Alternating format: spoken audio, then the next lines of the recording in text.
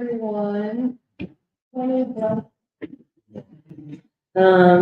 May 25th, 2024, and today we're gonna have an exciting discussion because Kathie just returned from China. And so I think Doc will give some opening remarks, and then Kathie will describe her assessment and analysis of what she saw in China. And then we'll end with just some updates on our upcoming event, year Baldwin event on science and technology, the crisis of the university and the American state. So with updates, because that will be next week. Yes, that's our event next week. So yeah, I'll hand it off to Doc to start the conversation. Thank you, Emily, and so wonderful to have Emily and Raju here. Very emotional for all of us, and fortunately, they're going to be here for a whole month. So, and then we're not going to let them leave. Let's have Manaz be here from Yale University, and Mayhaw from the University of Illinois. So the university is heavily represented in the house. But I just want to say a few things, kind of an introduction to Kathie's report back on her trip to China.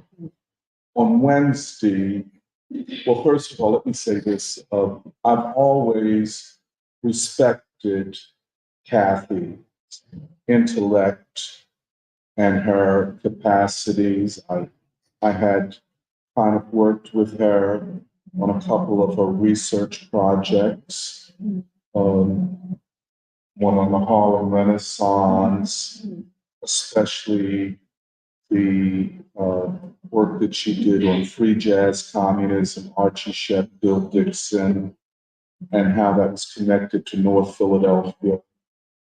And then her work in curating exhibits, especially the one on Korea as a civilization of peace, and then the one on Paul Robeson and the Honorable Elijah Muhammad. So, you know, I've always had just a tremendous respect for her work. And I always liked her because even though she's very capable, at the same time, I always thought of her as a kind of a nerd, maybe a quintessential nerd, and a little bit quirky at times. But which made her really attractive to me. I mean, very that kind of person. But I always felt that there was something that Kathie had not yet reckoned with. And I know she was always moving so fast and always doing things, but I felt that there were things that she had not fully come to grips with. And the reason I bring this up is because on Wednesday, while she was, waiting for a flight from Taiwan to the United States, she called me. I don't recall Kathie ever calling me, and I don't. If we'd ever spoken on the phone, I don't remember us speaking for that length of time, over an hour. And ultimately, it was I who ended the conversation, and not because I didn't want to hear more. I'll tell you why. It was that in Kathie, and she was doing the talking. I was just asking questions, and it was like she had arrived at some new understanding, new consciousness, and without going into a lot of details, but she will fill in. And I haven't stopped talking about that conversation. Everybody knows I've spoken about it, told everybody about it. I kind of framed it as this is a new Kathie. I never knew this Kathie. And I didn't get it all right because I couldn't remember everything. There was so much. But what she said, and probably say this again, she said that 5 years ago when she was in China, she could not have seen China the way she saw it this time. Mm-hmm. And she said a lot of this had to do with the work we had done in the free school. And she said 5 years ago, and this is very significant given there's a front page article in the New York Times today referring to China as a repressive national security state, you know, and so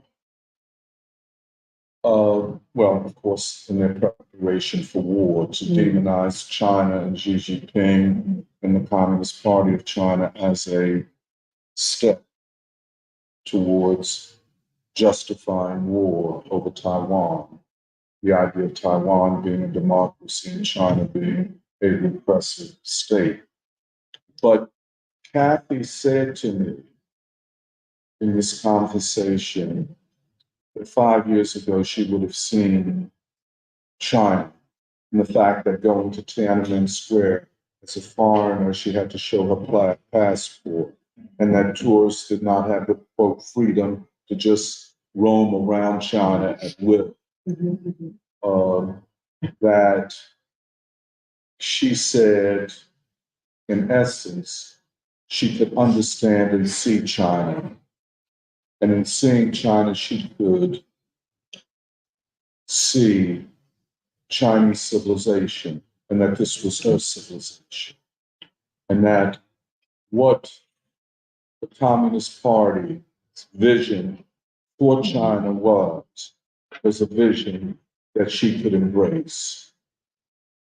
And, she kept on talking. I mean, just pouring out observation after observation and analysis and really context.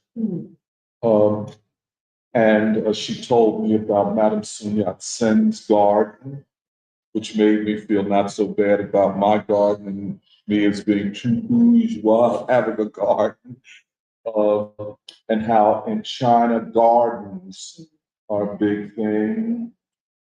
And she told me that Madame Sun Yat-sen is revered in China as one of the great figures in all of Chinese history, which kind of led me to think that we have to do something about her, for her, maybe with Loretta Scott King and maybe Indira. But but the thing, and I have to say this, and I said this to everybody I repeated this story to, and I know Kathie thought, she told me last night when I wasn't talking, while she was talking on the phone, she thought I was getting bored and distracted. I wasn't. I was trying to grasp it all and really to grasp it coming from Kathie, because then I have to say, maybe I'm wrong about this, Kathie. It then occurred to me, and I said, Kathie is a different Kathie. I saw a woman who had reckoned with who she was and what she must do in the world in a way that she had never expressed this, demonstrated this in preschool. With all of the research, with all of the writing, with all of the curation of exhibits, and all of this has been of the highest quality.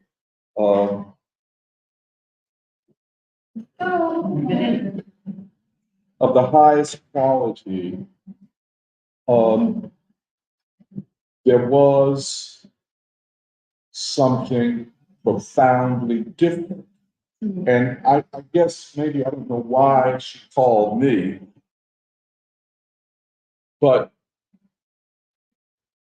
it was like she had to talk to somebody. She had to tell somebody what she had discovered about China, Chinese civilization, and her relationship to it. It was, I mean, and so I wasn't distracted. I was just trying to grasp it all because so much of it, as she spoke, I guess she said it today, so much of it was context. This is what you must understand to understand China today. And what you see is a state defending its people and its civilization against enemies. You know, this is, and she said, she even told me that she and her father, they were together, differed on this.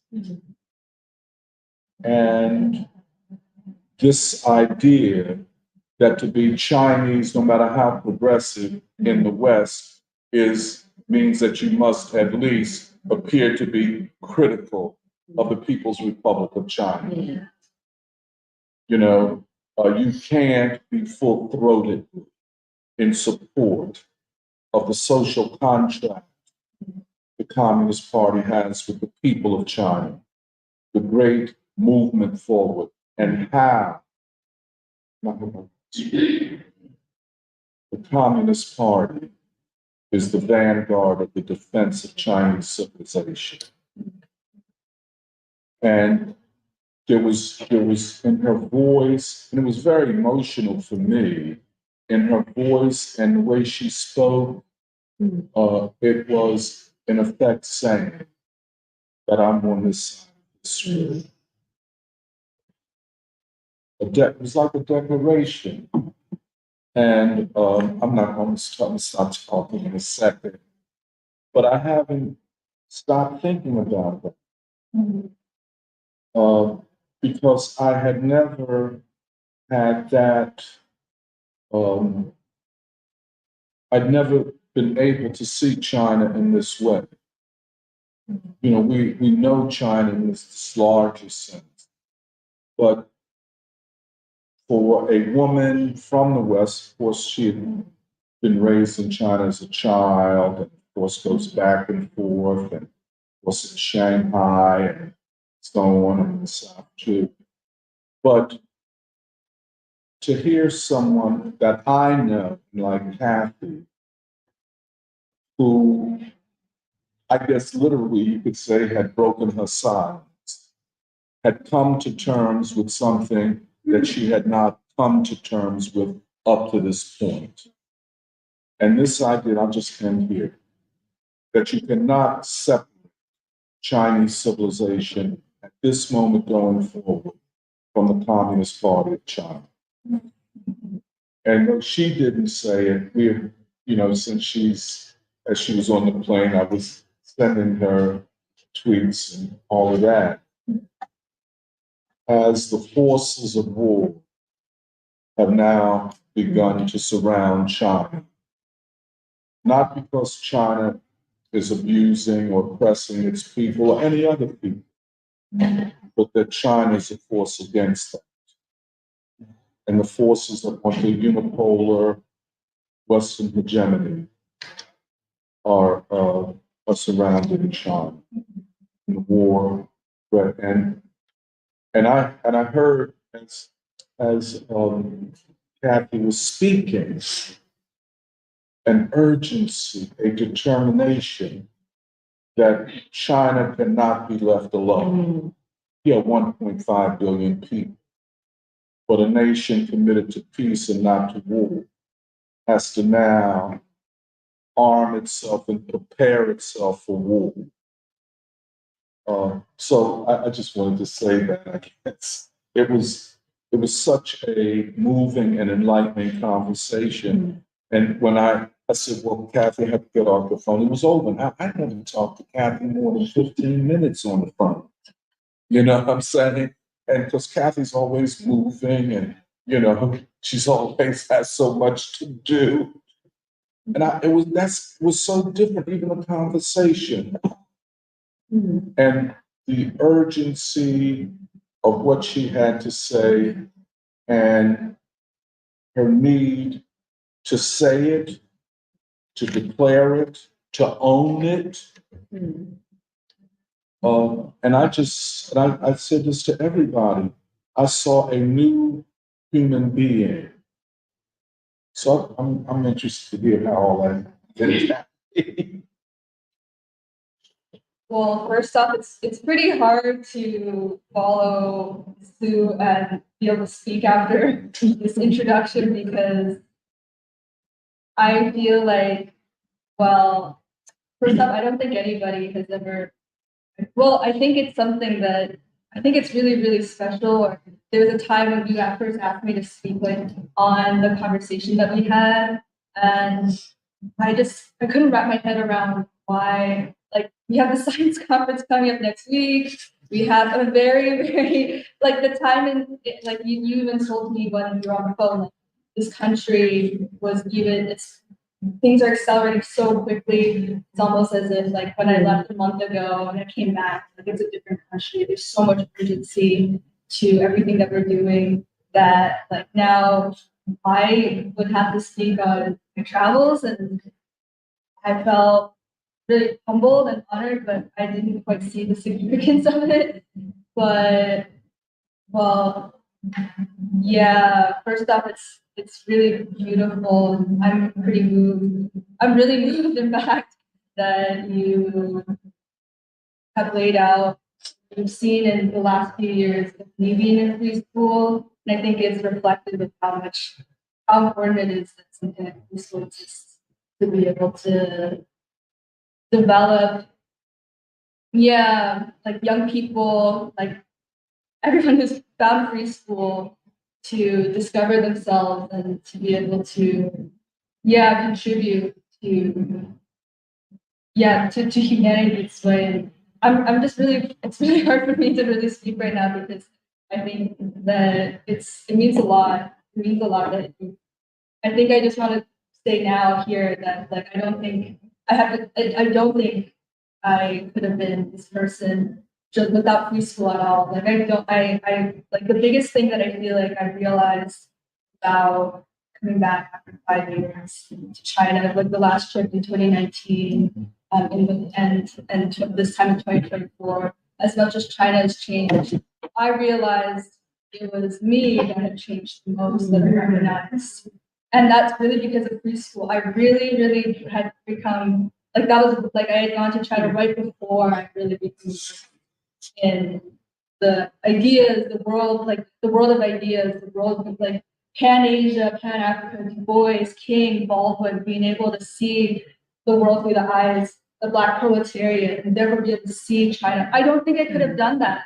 I was telling you that I think I was viewing China, through the eyes of my, like my Cornell University and university training and all of it and I think we'll get into it, I'm touching a little around, but like studying art history, you're exposed to so much postmodernism, you're exposed to all these ideas about Foucault and around the surveillance state and body politics, and all of those things are setting up you to be, to view not the West as the most virulent expression of this completely anti-human, civilization ideas, like, framework, but rather they pin all of this in China or like a repressive state like Russia, but at the same time, it's so insidious that basically all of this basically would have taught me to hate my own civilization. And I know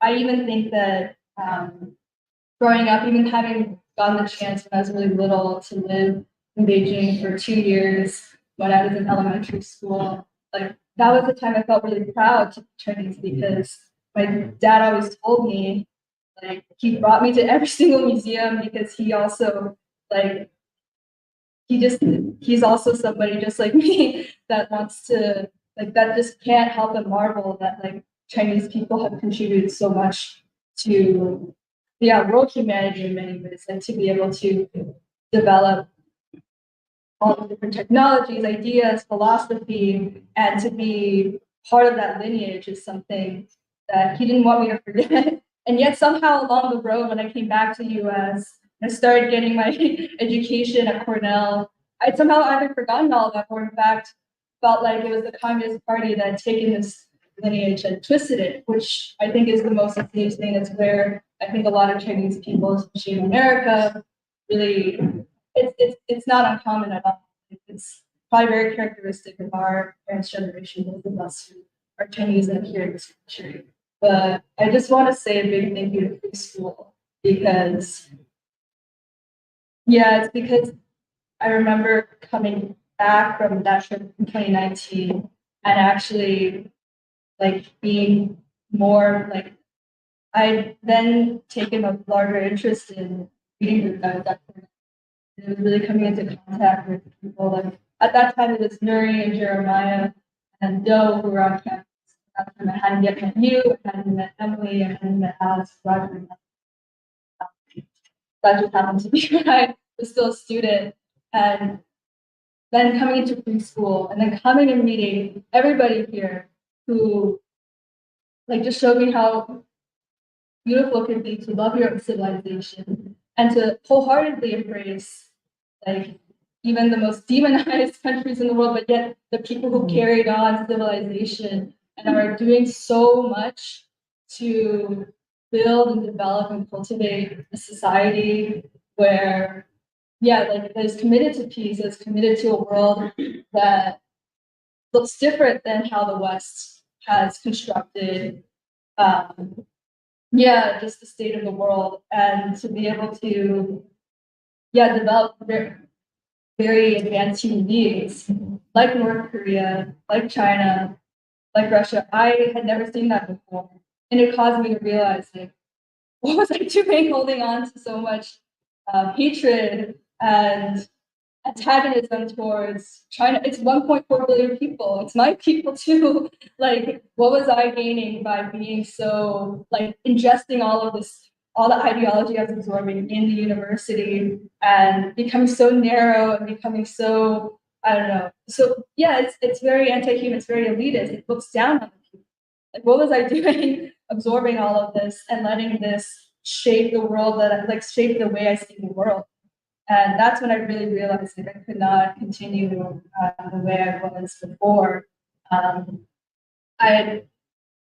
Before I discovered the preschool, I couldn't go on seeing the world through the eyes of the university, basically, the lens of the university was giving me, because I was so removed from even my own people, from even everything that shaped me. And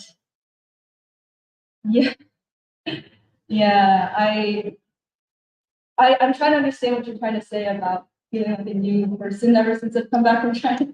And I feel like part of it is that I think I've already felt like preschool has given me so many tools where I think the break might have happened a long time ago when I first came into preschool, but it's been a journey to piece together everything that this has given me, that you've given all of us. And I think I think I got really lucky. I felt really, really fortunate that I could be away and like be in China for 3 consecutive weeks to really absorb what it means to see a society built on peace, a society in this very accelerating stage of development. I find that it's a really dynamic society, and I think that all the people and all the people that I've met, being with my grandparents, all of it, I think I felt like there were really strong headwinds that were helping me understand, feel more confident. But I also think the only reason that I can see that is because it's really a corroboration of everything that the preschool is talking about, thinking about, developing. Like, preschool is right. Like, everything that you like, I felt like this understanding of civilization is really like it's what we talk about every day, what is reflected back in in all levels of Chinese society, of governance, and society. Like I think all of it makes so much sense to me, but that's really because of preschool. I couldn't help but think about everybody because I really wish that you guys are out there to see it too. Because I think it feels like in preschool, you can feel so alone when you think about how many students that we face like in Philadelphia, in America, but at the same time, there's just so much that reminds you when you're there that like, this is how sees like what it means to forge a new era of humanity centered on not only the human being, but peace and around cooperation and around recognizing that mutual sense of values that bring people together. It's like what we talked about at the Bandung conference, we talked about this non-aligned movement, we talked about the single peace movement. And I mean, I could probably say it's not entirely identical, but at the same time, because we in America have a very unique, way of seeing the crisis of America today. We have Black poetry at the US, China is still, I think, grasping at many of the nuances, but at the same time, it's like, yeah, it's like finding a lot of tension in all of what I was seeing there. So I prepared some more remarks to keep me on track, but I think I've totally veered off. So I might just have a little glance at those for a moment. But I'm just basically rehashing some of the things that I shared with Del. But yeah. But I also just wanted to say I really missed everybody. I really missed everybody. In America, I was gone, for 3 weeks. I had it's really there's nothing else. I'm just getting back yesterday. And so I think that I really realized like how much I've missed like being in the city of Philadelphia, which is so shaped by Black worker and by the music and the struggle and the spirit. And that is something that you really miss when you're away. Like I wasn't, as we were talking about, I wasn't hearing so much Black music in China. I also wasn't really as closely monitoring things like the fact that there's been so much happening in the US since I was gone, including the student movement, that forward momentum, the dismantlement of all of these encampments, so across the US, and then also the Toro situation, and the crisis of legitimacy, the ruling class, the American University and Zionism. So all of that, I think, really shows that at the end of the day, no matter how much time I can spend in China, there's still only so much that you can do until you really recognize your own responsibility as an American, and that preschool is one of the few ways I can really engage with those currents and be able to pursue something new. And that's something I really want to say. But the video says it's kind of hard to understand your, so maybe just speak up. Move the owl closer to you.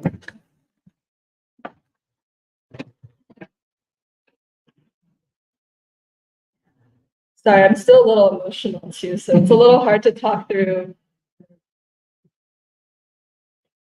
But I think if I had to kind of go a little broader and just sort of start to,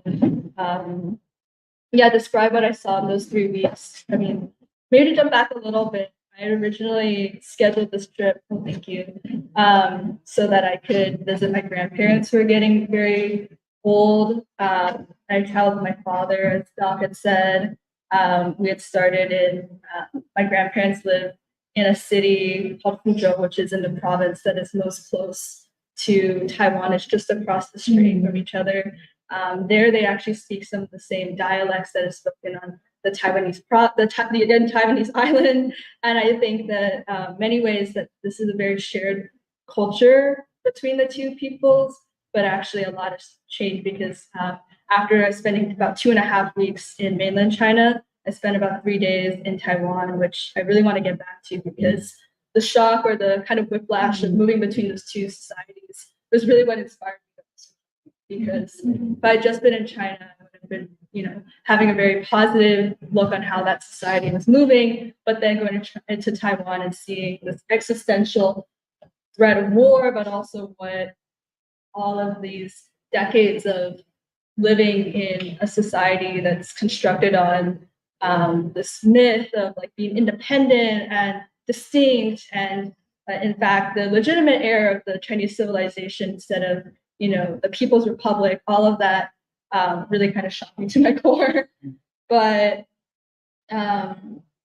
one thing I really noticed about when I was in mainland China, and I think Emily has spoken on this a little bit in a previous free school, that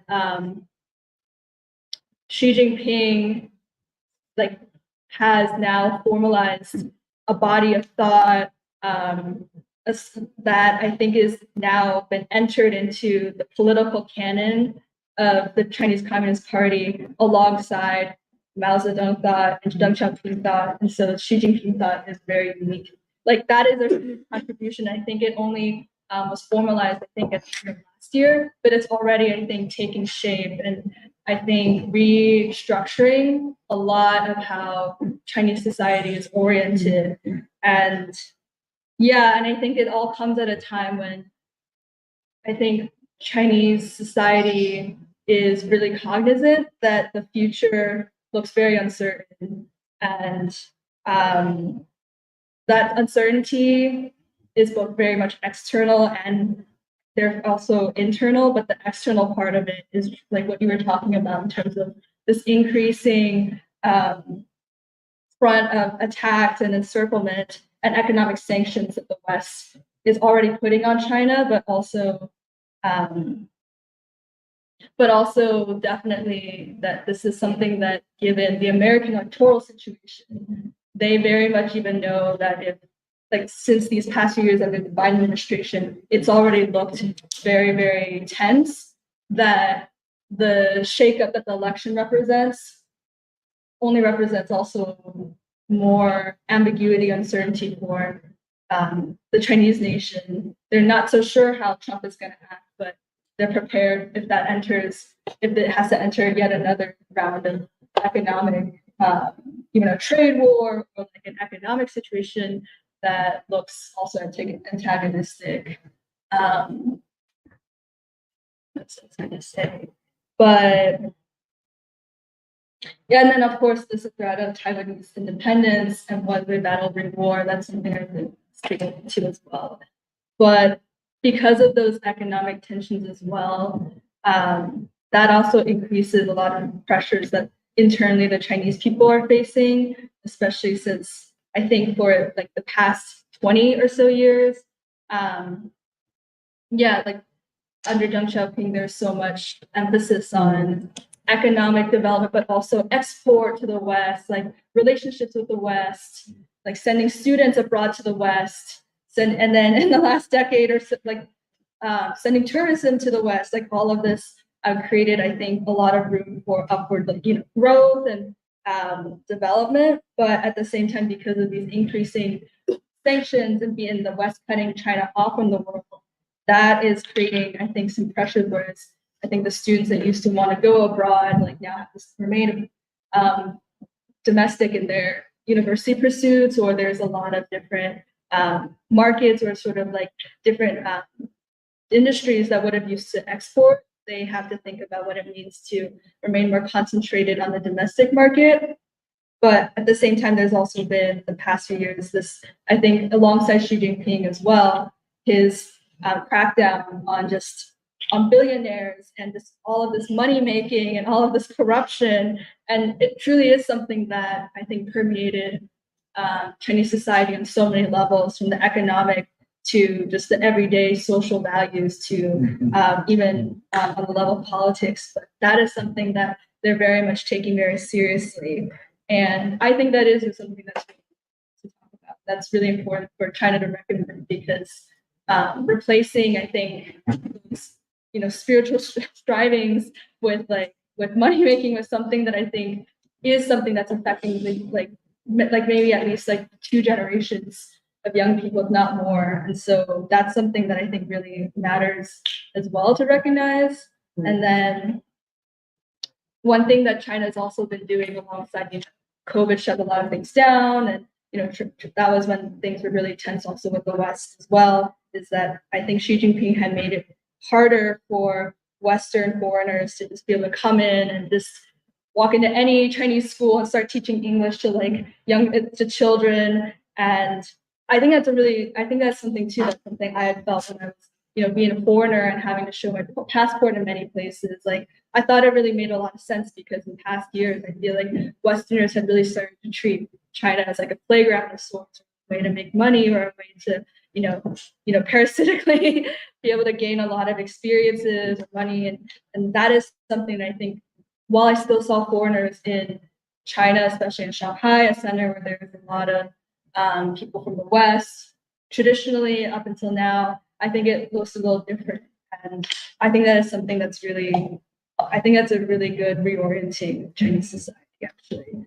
But if I could go on a quick tangent, I will say that this is China's attitude towards the West and their foreigners. But I actually, a few years ago, had studied abroad in Cuba and Havana, and I had met a young girl there who was studying Chinese actually in Havana's Confucius Institute. And it just made me really happy to see all of these young Cuban students who are really interested in Chinese language, Chinese culture, but also a new relationship that also helps them free their country up from the sanctions and this position that the West, especially the U.S., has put on them, this blockade. And in some ways, they're finding a lot of new hope and new, just genuine development and mutual cooperation. And so my friend Naomi had actually gotten a scholarship to study Chinese language in Beijing. And I thought it was really important to go and see her and say, what has your experience as, also she's Afro-Cuban, she's darker skinned, she has braids, what does it look like for you to be in China? And I couldn't be happier with her experience there. She's really flourished. She's been able to meet friends from all over the world, and the Chinese program that's taken her in has treated her very, very well. She's traveled throughout China, and she's told me that she's had classmates from every single country that you could really name, from Africa, from Asia, from Latin America, even some students from European countries. The majority of students turn out to be Russian, but that's to be expected, I think. But I thought it was important to say because I feel like it's, you could say China's tightening around in its society, but at the same time, there's still a lot of openness when you see these new relationships that are, that's where I think I really want to pay attention to where things head. But also the people who are most, I think, stringent or most, I think, affected by, I think, this consolidation in the society are the people who benefited the most from these relationships with the West and those wide business opportunities that, we're starting to do Champagne. And that group of people does include people like my father, who got to, during the time when China was most open and trading with Western or American companies, he was able to benefit the most from being working in an American software company. That's the reason why I was able to live in Beijing for 2 years. He was on a long expat trip to, I think, create relationships between American companies and Chinese. In Chinese software and manufacturing. And so, in many ways, I recognize that that was a time that he benefited the most. I benefited, but at the same time, those opportunities have been now closed off.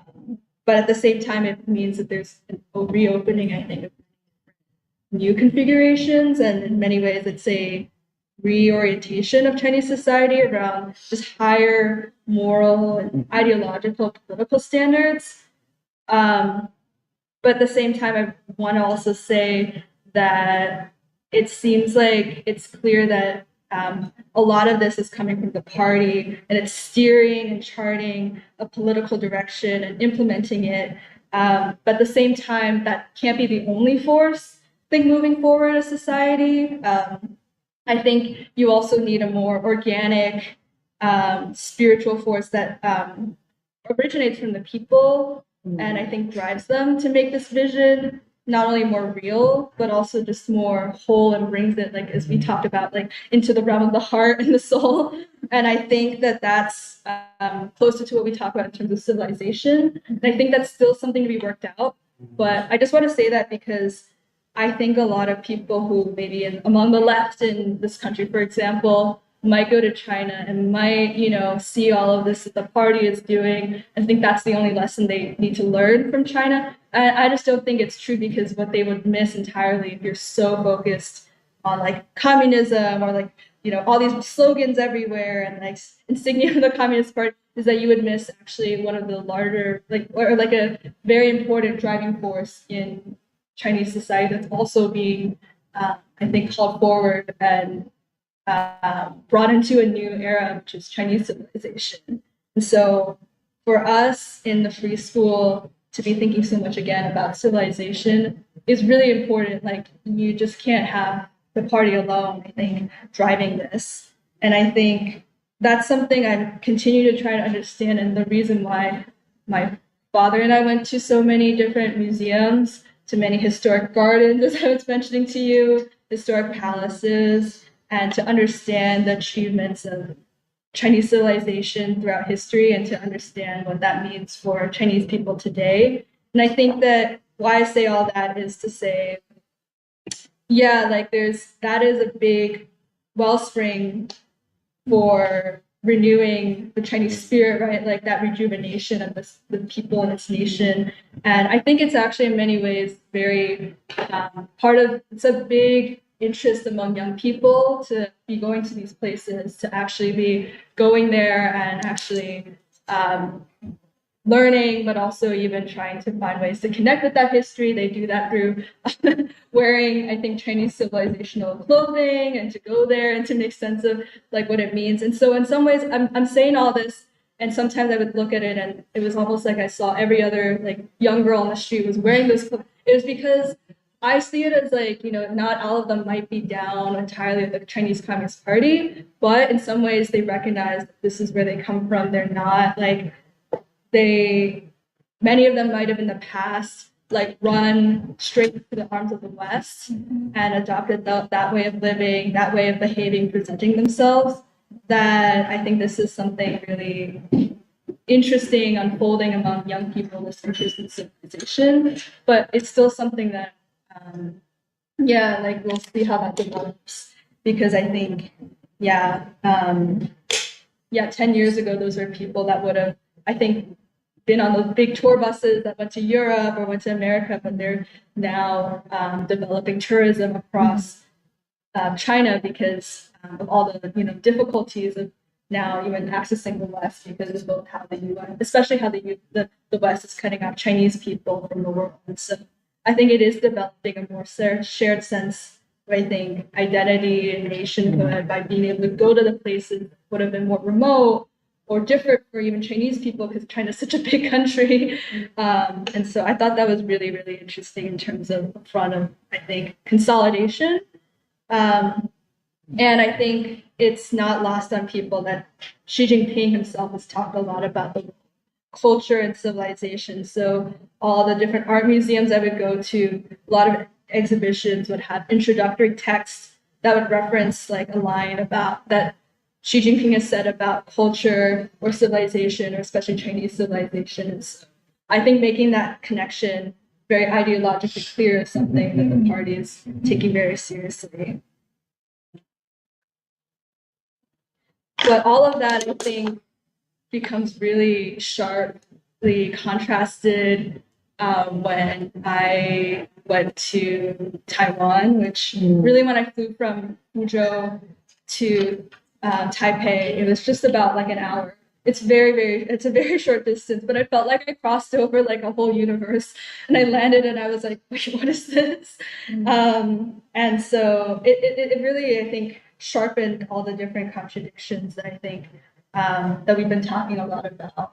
And the reason I didn't even think I was originally interested in going to Taiwan, it was really my dad who was interested in going to Taiwan. And it just kind of showed that he also is somebody, I think, he felt more comfortable in Taiwan, whereas I felt more comfortable in China. But I think it had to do with how free school, like all of this corroboration of free school and all of this like vitality and I thought that in Taiwan all that skidded to a halt because in some ways Taiwanese society appears very Chinese in its culture and in the way that it does maintain sort of links with like Chinese civilization, but it was quickly kind of unnerving and off-putting to be there because it also happened to be the same week when I arrived that the new president, William Lai, was inaugurated.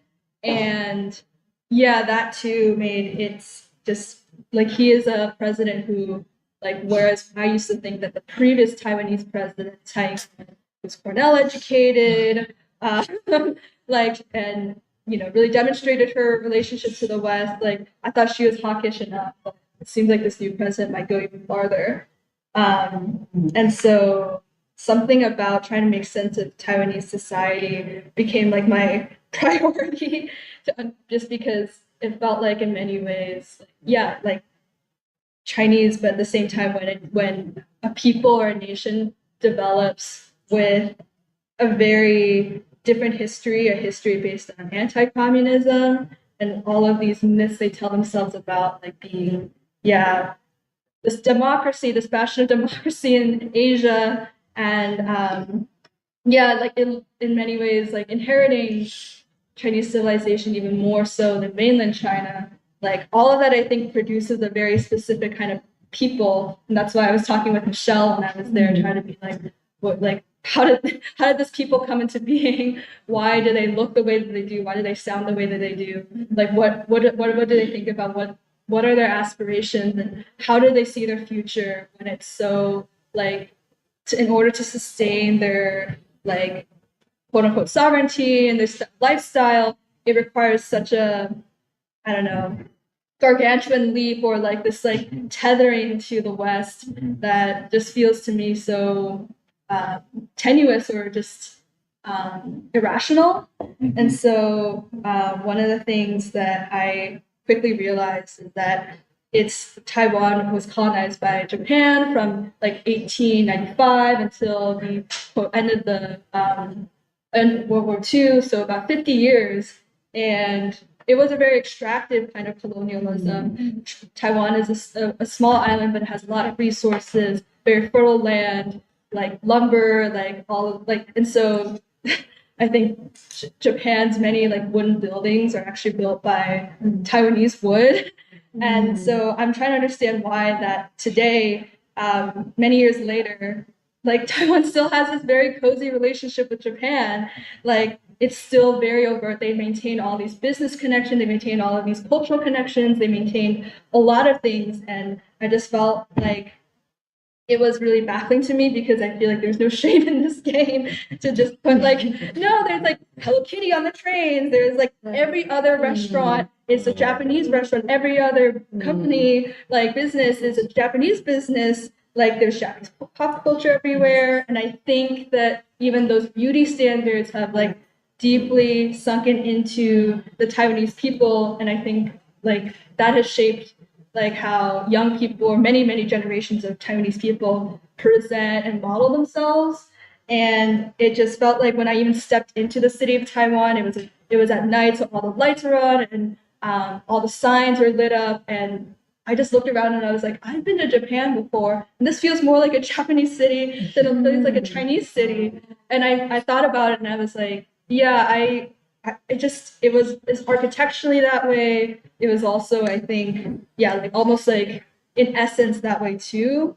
And I think one of the things we talked about was like, I was just calling in and being like, what, how does this even happen? Because if this is their attitude towards their like colonizer, like, but if they harbor so much animosity towards the Chinese people, then like what does that say about like their relationship to America and the West and whiteness, which I think I quickly also came to observe a lot of foreigners, a lot of white foreigners in particular. I think a lot of their imported goods and foods, everything are American. I wish I made more sense of how like the military base, like I just didn't really get a sense of that, but I think that is something I wish to understand better. But yeah, that is something that was really concerning. Why doesn't it concern other people? But on to the Taiwanese people, I was talking with Shell and trying to make sense of like why Taiwanese people and the Chinese people on the mainland, like they look different, they talk different, their personality is a little different, their language is a little different. Some things I feel like, I can really admire about Taiwanese people. I think they're people that are really sensitive to art and to beauty and to emotions and to expressing their individual personality. And they're very warm and they're great storytellers. I found that out from my two tour guides who were an older man and an older woman. And they even turned around in the tour bus and was like, when we get together in a car like this, kind of feels like we're family. And I was like, yeah, you know what? You guys do remind me of like my grandfather and my grandmother. And in some ways, I think those are the most positive qualities about Taiwanese people. But I think there are a lot of things that I found to be a little unnerving too, which is like, I think the woman especially, a lot of the beauty standards are always emphasizing like, oh, larger eyes or like just talking in a higher pitched voice, kind of sounding a little like children. I did not see that in China, but I thought there was something a little disturbing about a lot of very grown women and like my hotel receptionist and like the flight attendants all doing this. And I think part of it is like, okay, when you're hospitable, you can express these qualities. But at a certain point, I was like, this is a little bit scary because I've just been to China, and if you think about like the spectrum of personalities that naturally arise and develop in people, especially women, like they can't all turn out like this. And so, yeah, they in many ways, like I think this is something that when I was in China, I thought about. I was like, yeah, as soon as when I went the other way around from when I went to China, I noticed that people just are more serious. Like the women are more serious, the men are more serious. They just don't have the same amount of patience or like for like joking around and smiling. They're just very serious, which I think reflects that diverging history that Chinese people and they went through a lot in the past few like decades. Not as if they did like Taiwan hasn't experienced hardship either, but the Chinese people, like even the Great Leap Forward, everything that it took to like shape that society or those few decades under Mao, and then also like trying to make sense of things like the Cultural Revolution. Like all of it was a very arduous march to be able to get to where they are today.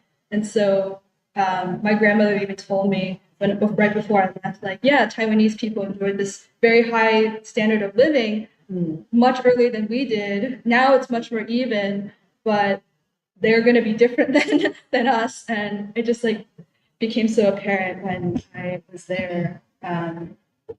Yeah, and I thought there's something really important when like we were talking, Michelle, about like using Baldwin to make sense of this, and it's almost like Taiwanese people, even their faces are more like glowy, round, smooth, almost baby-like, and in some ways, like it's almost like a people who have been more untouched or removed from history, and that creates a certain kind of sense of adolescence, perpetual adolescence, that I think is most mirrored in the way Baldwin talks about like the 40-year virgin and like the idea of like person who's just not been touched by history or doesn't allow certain things to touch themselves, and that becomes like a kind of incoherence, but also results in a kind of immaturity that I think in many ways you'd have to reckon with in kind of growing up, which for the Taiwanese people I think really looks like that process, which I think will be complicated and very difficult. But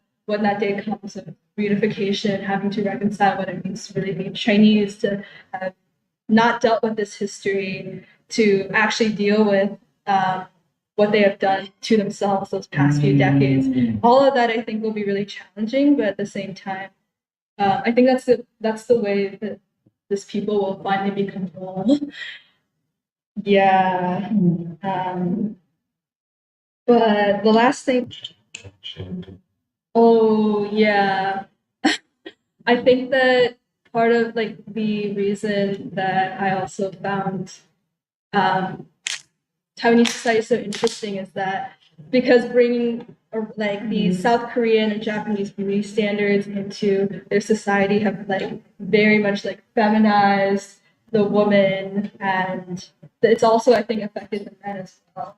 Whereas like in China, I also did see some only in certain pockets of the most cosmopolitan cities and whatnot. Like there's some like men who present themselves very femininely, but even I found among talking with like ordinary people in China, they're like, yeah, you know, these days, like when I see men who look more like women than women, I just don't think that that's like the Chinese way of of like masculinity.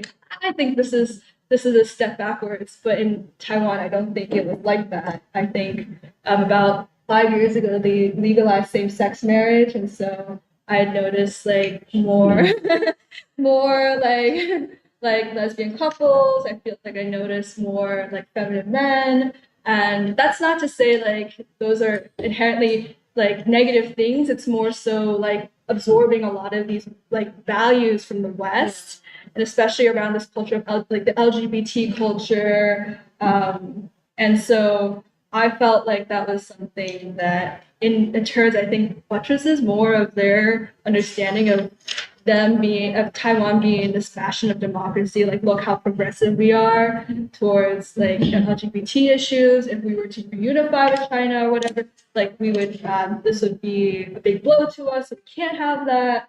And so I think that is yet another tool of the West at play that I found to be really really apparent to me. And so I think that's what I'll say about that. And I think the last thing that I was gonna say was more about like the new president and trying to make sense of what happened, what's happening now. And I think it sounds like this is, you know, all the different countries that are part of the West's encirclement of China, South Korea, the Philippines, Japan, and also Taiwan. They've all recently had new like leaders, presidents installed by the West that are very friendly towards the West, and also I think very much taking the charge up against for the encirclement of China. And I think they've even I feel like this is the understanding I got when I spoke with Nuri about like the new direction of the South Korean government. And I think some I've heard some similar things. I might not be entirely clear on this, but on the Philippine situation, and it like when we talk about like how do we make sense of like the decline of the American empire, the end of the Pax Americana, like is this the West's last stand against like a country like China, or trying to encircle China as it creates these new relationships or re-establishes or like cements its relationship with Russia and the rest of the world. And so it just felt like I happened to being there right when this was all happening did feel like I was like on a bed of matches and could be ignited at any moment. And there's also something to be said about having all these presidents come in right at this moment. And when you really think about like democracy, you're like if all of these presidents are installed around the same time by the West, like is this really a very democratic way? Like is democracy that the Taiwanese people are so proud of like to be subservient to the West and its interests? Like is that really how the people get to express and decide their own course of government and futures, or is this like yet another? It just was something that I couldn't help to think about, like all of these, like where Taiwanese people find that pride in being distinctly quote unquote democratic, whereas China's awful society was so much repression, like very in line with that New York Times article. But my grandmother also said to me before I left that, being from the same province that is closest to Taiwan means that she's, woken up from many nightmares that like this is the first part of China that would be invaded in a land invasion. and she'll like wake up and be like, "Ah, the troops have arrived again," and I was like, no, you're in California, you're just visiting us. But she was like, yeah, like my whole lifetime, I think she was born right around World War II. Like she's waited, like the Chinese people waited for the Taiwanese people to come back to China, to return to the open embrace of their people, their brothers and sisters. But yet at this moment they, refuse and refuse, and now entered a new stage of that refusal. And so, yeah, it seems like China is very cognizant of this situation. What they wanted to avoid for the longest time was to not have another like Ukraine, where like it looked like it was sort of a much more complicated, messy, and bloody situation and process of that reunification. And that should be. I think they're still trying to avoid that, but it does seem like with this new wave of extreme independence of the Taiwanese island, it might have to get a little more ugly before it gets a little better. And so, yeah, that's all to say. I've talked for a little longer than I thought I would talk, but basically, it just brings me back to the role that free school has. Like, there's just something about trying to make sense of these things on my own versus being part of something like free school where we distinctly as Americans have this role around ideological clarity and trying to understand what it means to, in a time of so much war, like be able to have a people commit to peace and to try to prevent this sense of world war, and especially try to hold things back from the American situation. Devolving and making things like because I think the world really does depend on how America makes its move. And so there's just something about being able to come back to all of this and to be able to say, like, we are doing something to be able to ensure like the light of to see the next day of peace in the world. And so I'm just really happy to be back. And there's so much I don't think I fully understood. And so that's why I'm really looking forward to everyone's input and insight. And Roger and Ananda are back from India, also back from Asia. I just want everyone to be able to help make sense of this with me. That's all.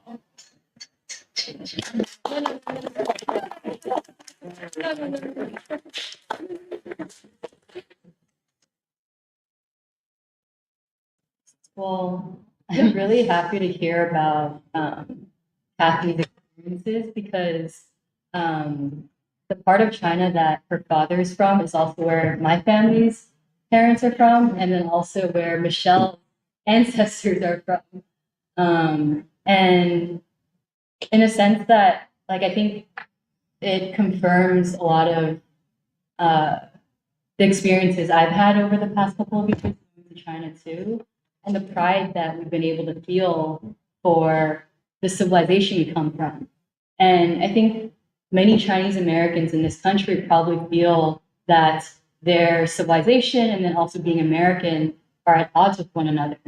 But it is through, like what Kathie is saying, it is through actually Black America that those two aren't at odds with one another.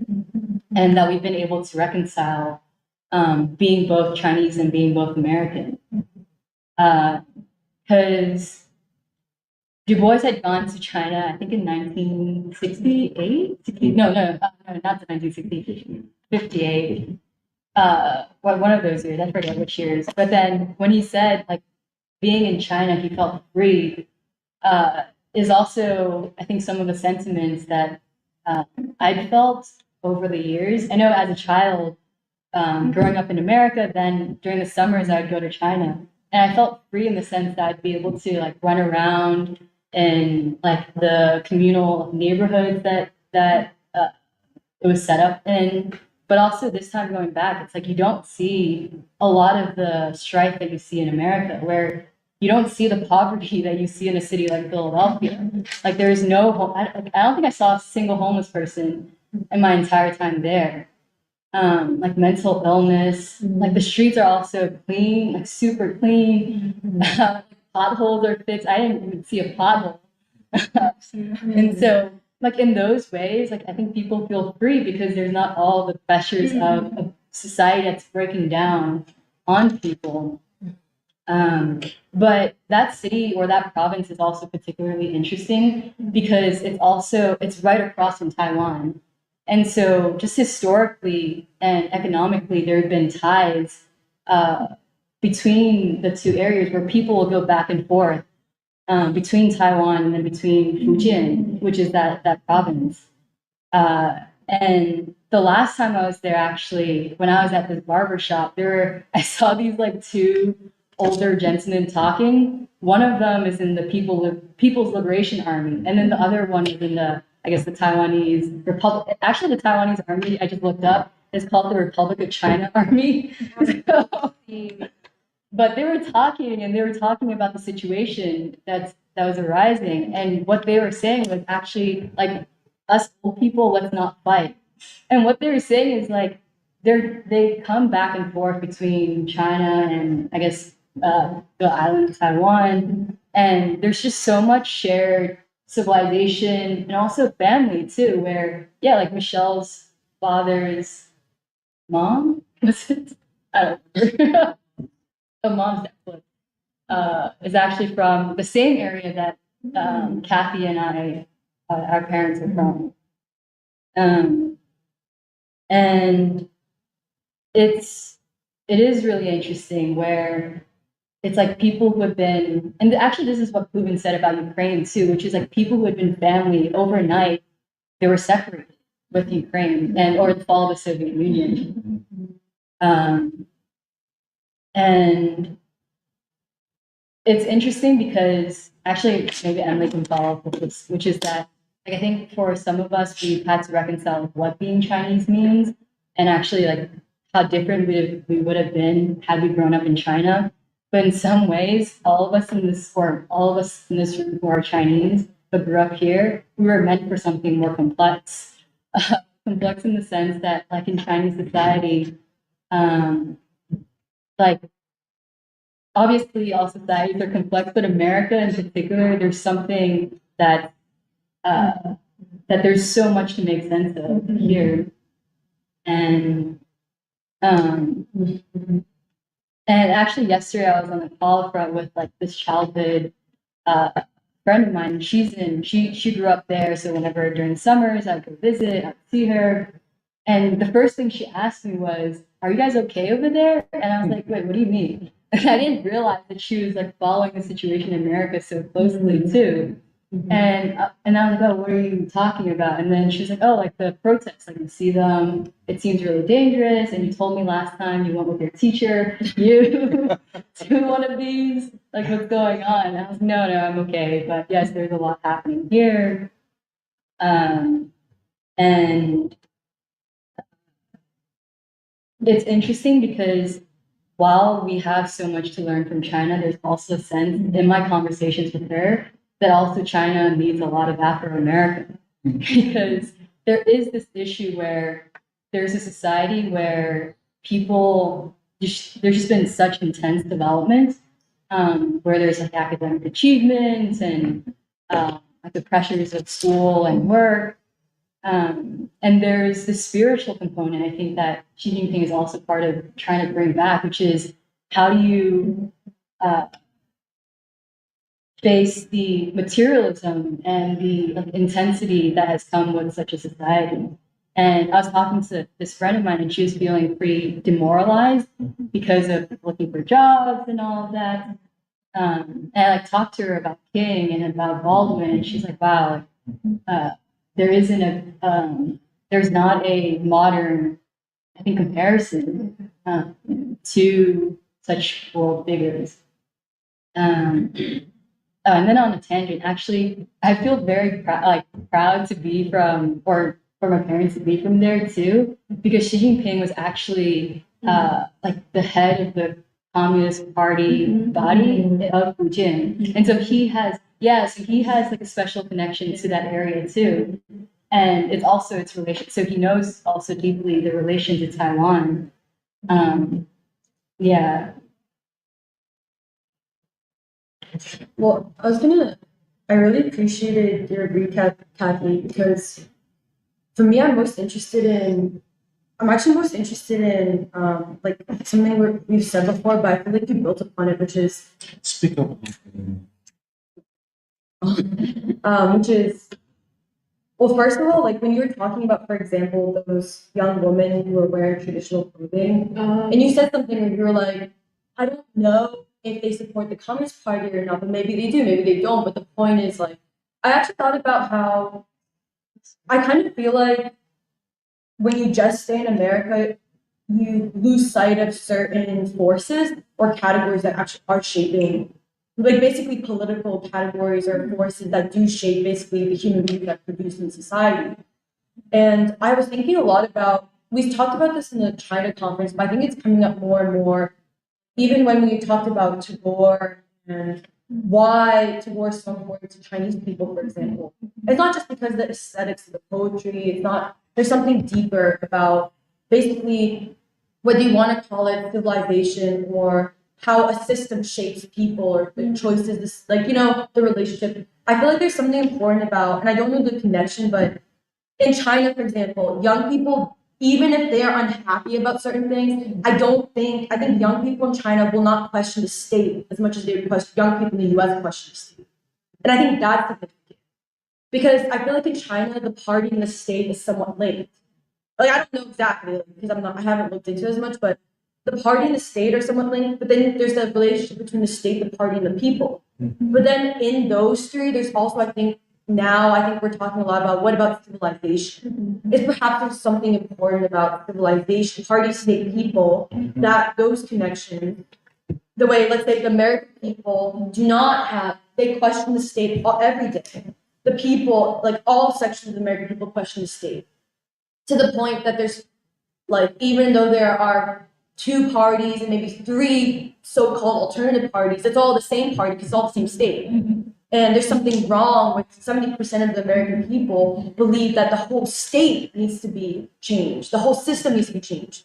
But then I think civilization comes in because I'm really interested in Taiwan too, because actually my parents did the same exact thing. And I hope they're watching because I texted them, I was like, you should really watch Free School because Kathie's talking about China and Taiwan. And my dad is really obsessed with Taiwan too. And I actually don't know. You say your dad is My dad's really interested in Taiwan. Yeah. And I actually think the reason why is both because China and Taiwan, that's a huge tension that every Chinese person feels. But also, and I think every Chinese person feels it, even the diaspora, because South Korea, Taiwan, Japan, Philippines, all playing a role in circling China. I think that's really important actually to raise. That because actually, in fact, in this current moment of world, this moment of epoch, all of Asia's future is linked. Like that's hugely significant, which also the whole point of India and China. But South Korea's South Korea, Taiwan, Japan, Philippines, they're all encircling China. Those futures are linked, and so there becomes a question of like, how do those peoples like not be used against each other, but actually like come back to almost perhaps the uniting factor, which is something maybe civilizational. And but I was really interested in Taiwan. So I think that's the other reason why my dad's interested in Taiwan is because I think there's a question. I think a lot of our parents actually are somewhat the same generation, which is Kathy and I are both children of parents who were born, basically were raised in the Deng Xiaoping era. Like my dad is in this country because of Deng Xiaoping. I think that actually plays a certain role. And there's a reason why Kathy and I, for example, with our parents who are somewhat proud of China, but maybe because the Deng Xiaoping era, like we're not like there's more of a gap. Deng Xiaoping had to balance the fact that there's more of a gap between the people and the state. Or like there had to be more of a gap. There was a gap that was created from the Cultural Revolution between the people and the party/state. That was closed slowly over time, especially by Xi Jinping. I suspect. I don't know completely. But I think our parents are a product of that in some ways. And I think my dad is interested in Taiwan because there's a question, which is, what is more Chinese? And what does Chinese mean? Taiwan? Could it be that Taiwan has something more Chinese? Or is China more Chinese? And there's a question, right? And I don't think it's as simple, but I think that's why my dad's really interested in Taiwan, actually. And And I also think civilization becomes important because I basically feel that the best defense against the West for all countries, especially in Asia, is actually civilization. It's not armed civilization because it also affects kind of youth you raise, the confidence of the young people, clarity on who they are, like not like I don't know. There's something about that, and also because there's something about like a country or like a country that knows its civilization or that like knows that even civilization is important also can guarantee the future. I don't know. I wrote it down. I forget why I wrote it down. And I also think that's why Tagore becomes important because I'm also kind of interested in the question of why do they like Tagore so much? And I wonder if part of it is because when Tagore came to China, maybe it was a certain historic moment in China's own history where they needed someone like Tagore to basically like remind them of civilization or that category. I don't know. Just so I'm basically interested in this thing of civilization being just as important as state pardoning people. Like and that actually civilization, perhaps that Xi Jinping and the Communist Party has already realized, maybe, is that the only way out of the Deng Xiaoping era and the fact that Deng Xiaoping had to make certain choices about money's beautiful, everyone make money, you gotta make money. Like, that was the way he kind of had to save the country in some ways. He had to make certain compromises. Is that actually the only way out to balance it is through civilization? Because you can't, for example, you can't go to just saying the party's always right, like the state, like you need to. There's a certain authority. There's a separate authority, like that. Maybe it comes from civilization, but that's kind of what you said, Kat, that made me think a lot about because even though China's in a really different point of development than the US, let's say, I actually think some of these guiding categories actually become important to understand America. Because what China would say civilization, we could say civilization for America too. Maybe it doesn't exist yet, but it's the way we talk about the Black freedom struggle. Like when we say inheritance, tradition, we're talking about it's like we're trying to identify or grope for a civilizational thing, force, category that like will be the only way out of the fact that there's such a huge. What do you do with a place where there's such a huge gap between the state and the people, and there should be, and it's broken, and it should be broken. What is the source out? And I feel like that's what we say when we say civilization. So, and I think it's kind of interesting.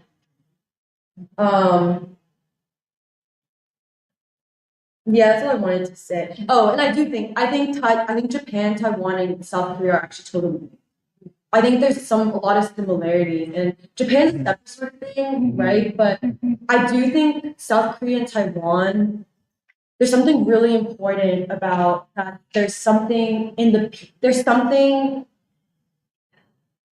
like that thing where, because in some ways, I think it's not that different than the American people. This thing of, in order to get a certain standard of living, you have to pay a certain price, and that's the reckoning. Like, in order to get a certain standard of, you paid a certain price to like have a certain standard of living. But what's in like, but I don't know. I just think there's something important about like that. Like at the end of the day, I think mainland China cannot move forward without Taiwan. Like they need Taiwan. And I don't know why, but they can't. They need Taiwan at the time when they need China. And I think you could say the same thing about South Korea and North Korea. But I do think all of Asia's future is linked, including India. And yeah, and I almost think like the thing when Alice was talking about the role of Afro America, I think it's kind of the way we said that in history, it becomes important for like through world figures like Du Bois or Tudor that you have certain representatives of a people who know their own people or civilization who remind you of what you have. Like that is what I think. That's what I think Tagore did for China, or what I think like Gandhi did for King and Howard Thurman, and like I don't know. And it's philosophical too, but I think it's a civilizational thing. It has to do with standards. Like it has to do with like moral standards. It has to do with like what values, on what human values is a society based on. Like one that is human, one that guarantees the future, one that guarantees that there is a human future. So yeah.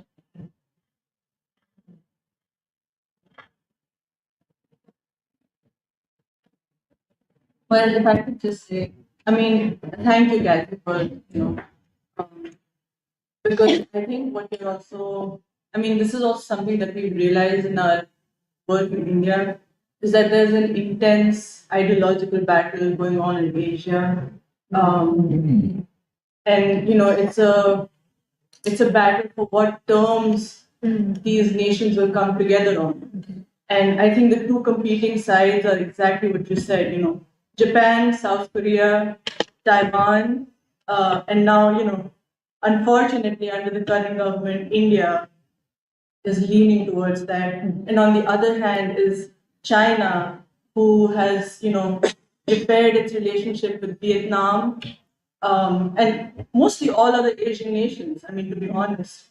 And I think that, this ideological battle has its roots in history. And, it goes back to, I think, the Japanese invasion of China. Because, I mean, and Tagore wrote about this, the Western arrogance of Japan.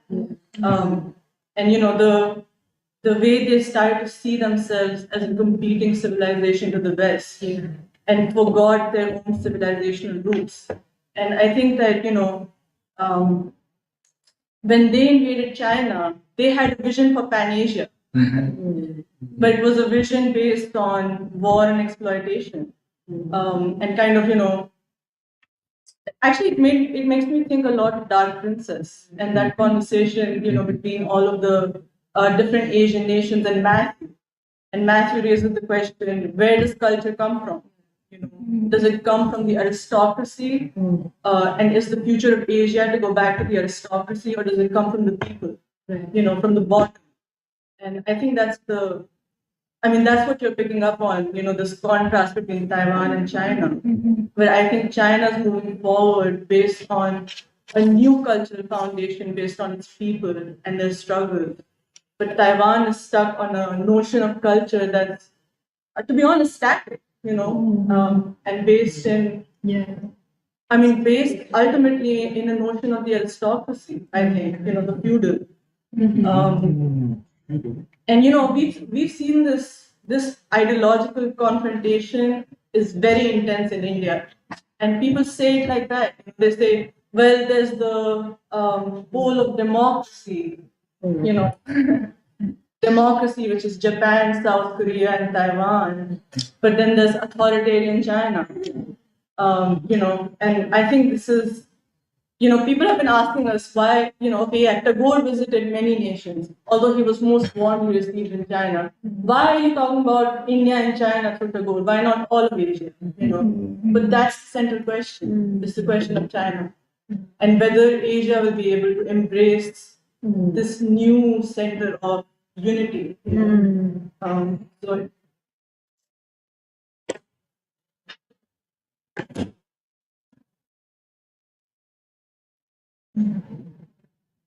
Well, I could add something to what has been said. And, I think, I also want, first of all, it's very nice to be back. It's something I've missed, being in a space like this and working out ideas. And, I think it's very interesting, Kathie, your observations on China, particularly given, what you described about being here, being part of the preschool, and then going into China, and then how you saw China, and the difference in the 5 years. And I think it's interesting because I think people don't know a lot about Chinese society outside of China. yeah, It's very difficult, and you get a lot of things like you're saying. New York Times always carrying articles on China, which are obviously a complete distortion and something that's totally disinterested in the Chinese people, and it's so I think it's very significant your observations on China. The other thing is I think oftentimes even people who grow up in China, you get a lot of Chinese who grow up in China and come to the West. And often their observations on China, might be different than yours, and I think that's significant because that doesn't mean they actually know China.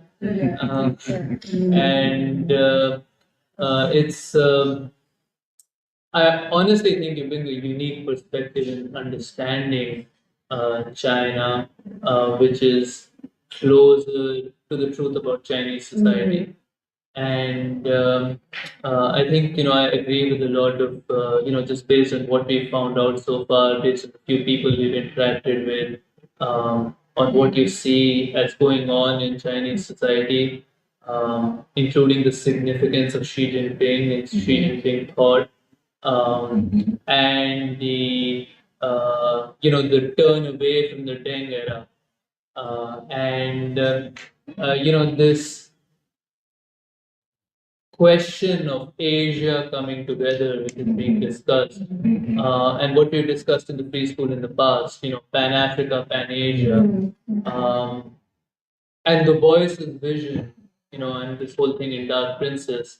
I think China may be closer to realizing it today than ever before.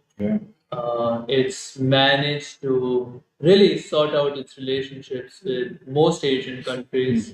It's created the space, I think, for Asian countries and I think a lot of African countries to come together. And I think that's why you have this intense propaganda against what is China trying to do in Africa.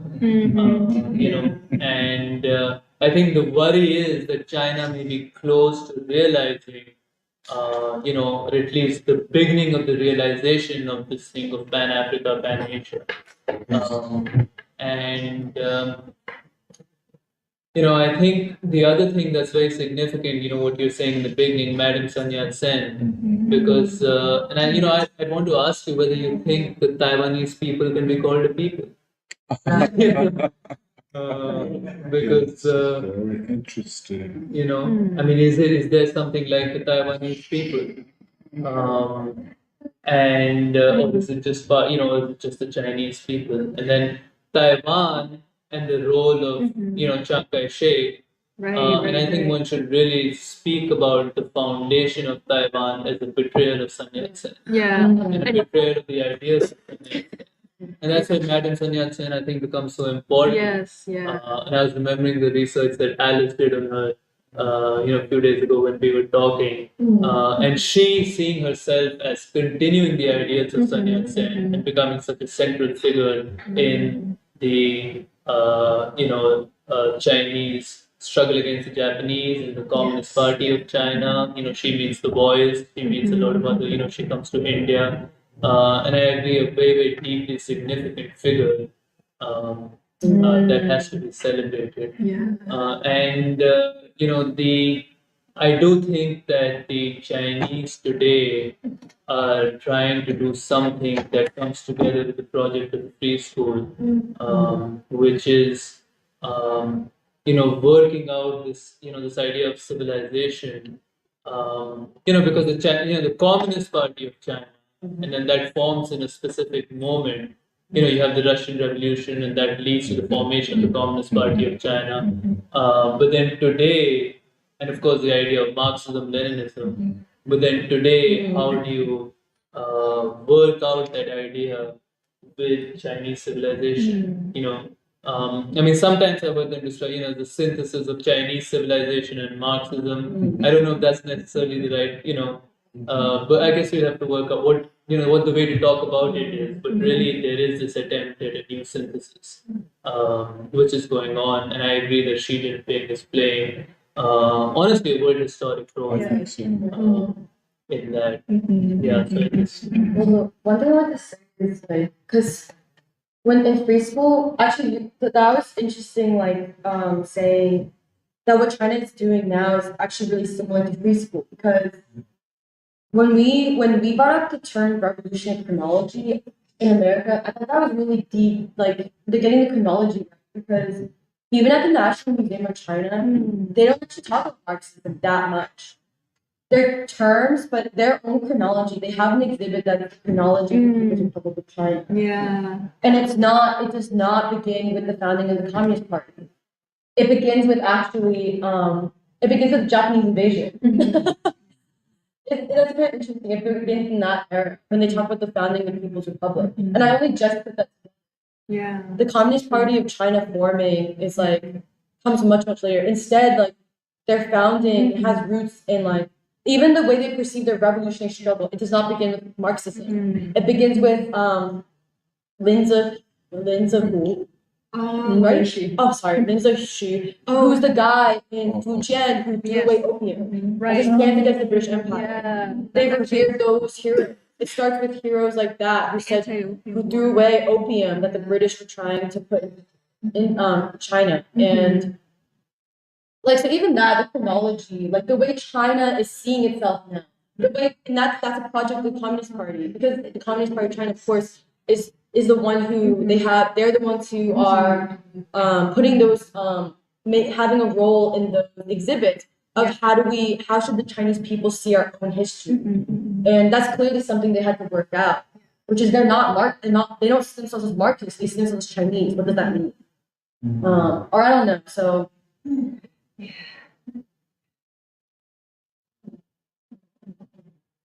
yeah, it seems like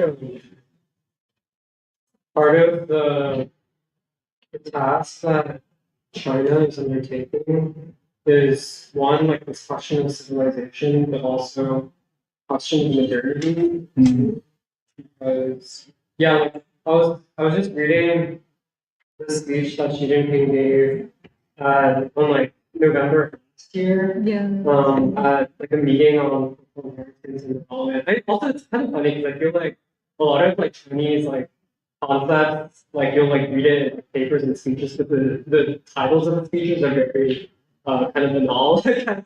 And but it's really interesting because it's like I feel like Xi Jinping is really trying to take up this question of like I just feel like basically after the collapse of the Soviet Union, or especially with the collapse of the Soviet Union and kind of the seeming victory of the United States and also a particular version of globalization and all that stuff, I think there was kind of a broad view around the world that modernity basically meant the Western model of modernity. And I think that's also what I feel like South Korea, like Taiwan, also maybe to some extent China even kind of bought into that. And I feel like a lot of what China's trying to grapple with is, yeah, like how do we actually achieve like modernization and modernity in a way that's actually like congruent with Chinese civilization, and that is also basically a historic task for humankind as well. And I think it's like part of what is exciting, but also I guess we'll see how it develops. Is yeah, like if Asia as a whole recognizes that task of like basically achieving like a new path to modernity, which is obviously it is influenced by also like the whole history of like colonization as well, and by all of that. And it's not like you can just ignore all of the past couple decades that have happened. But I think especially in an era in which it's very clear that like the West is in crisis, like I think China uniquely recognizes like one, yeah, it is like the mega trend in like in the world economy over the past couple decades in China. But I don't know, yeah, I just feel like this question of modernity was really interesting to also read it directly from like how China thinks about it, because even in like the speech, which I thought was really interesting, it's like the order of which also Xi Jinping talks about Chinese civilization is like starting with how do you understand Chinese civilization first, and then like after that, it's like, oh, how do we integrate a concept like Marxism into like China? But it's like you start with Chinese civilization first, and then it's like because part of how you characterize this Chinese civilization is that China has as opposed to I feel like how China presented in the West being very closed and very insular. The reality is that, like you guys are saying, China is like so interconnected, hyperconnected with one the rest of Asia, but also like Africa, Latin America, and this has also been part of China's history, which is to be very open to the rest of the world, and to be very integrated with the rest of the world, and also to be open to accepting concepts that are beneficial and not to remain static, which is also, like that's also the history of Buddhism as well in China. And it's almost like it seems like interesting, like that China views like Marxism almost in a similar way, like how it's kind of incorporated like past concepts and modes of thinking as well. But I also feel like something that will be interesting with like South Korea is like, because I follow a few like South Korean like news outlets which are more like international, like also have like English speaking audience. But I do think that especially with the upcoming presidential election in the US and the very likely possibility that Trump will get elected, or the very large possibility that Trump will get elected, I think like at least amongst like the South Korean like intellectual class that at least I'm aware of, they're having to think a lot more seriously about, oh, like what happens if like let's say Trump pulls US troops out of South Korea. Like what will South Korea have to do? And also just rethinking like South Korea's position overall. But I feel like part of what I think connects especially Taiwan and South Korea is like you develop a kind of sense of safety, which is basically the safety that you develop of being under like basically the U.S. umbrella, which is basically U.S. imperialism. But you convince yourself into thinking that this is what you need in order to protect quote unquote, your way of life and stuff. And I feel like I don't know how far reaching this is in South Korea because I'm only aware of international media and stuff. But I think part of it is like, oh, like if the president of the United States reaches a certain point, and like let's say Trump gets elected, and like there's like withdrawal of U.S. troops, then like what path is South Korea going to have to find in the midst of that? Because that also deals with the relationship with China as well.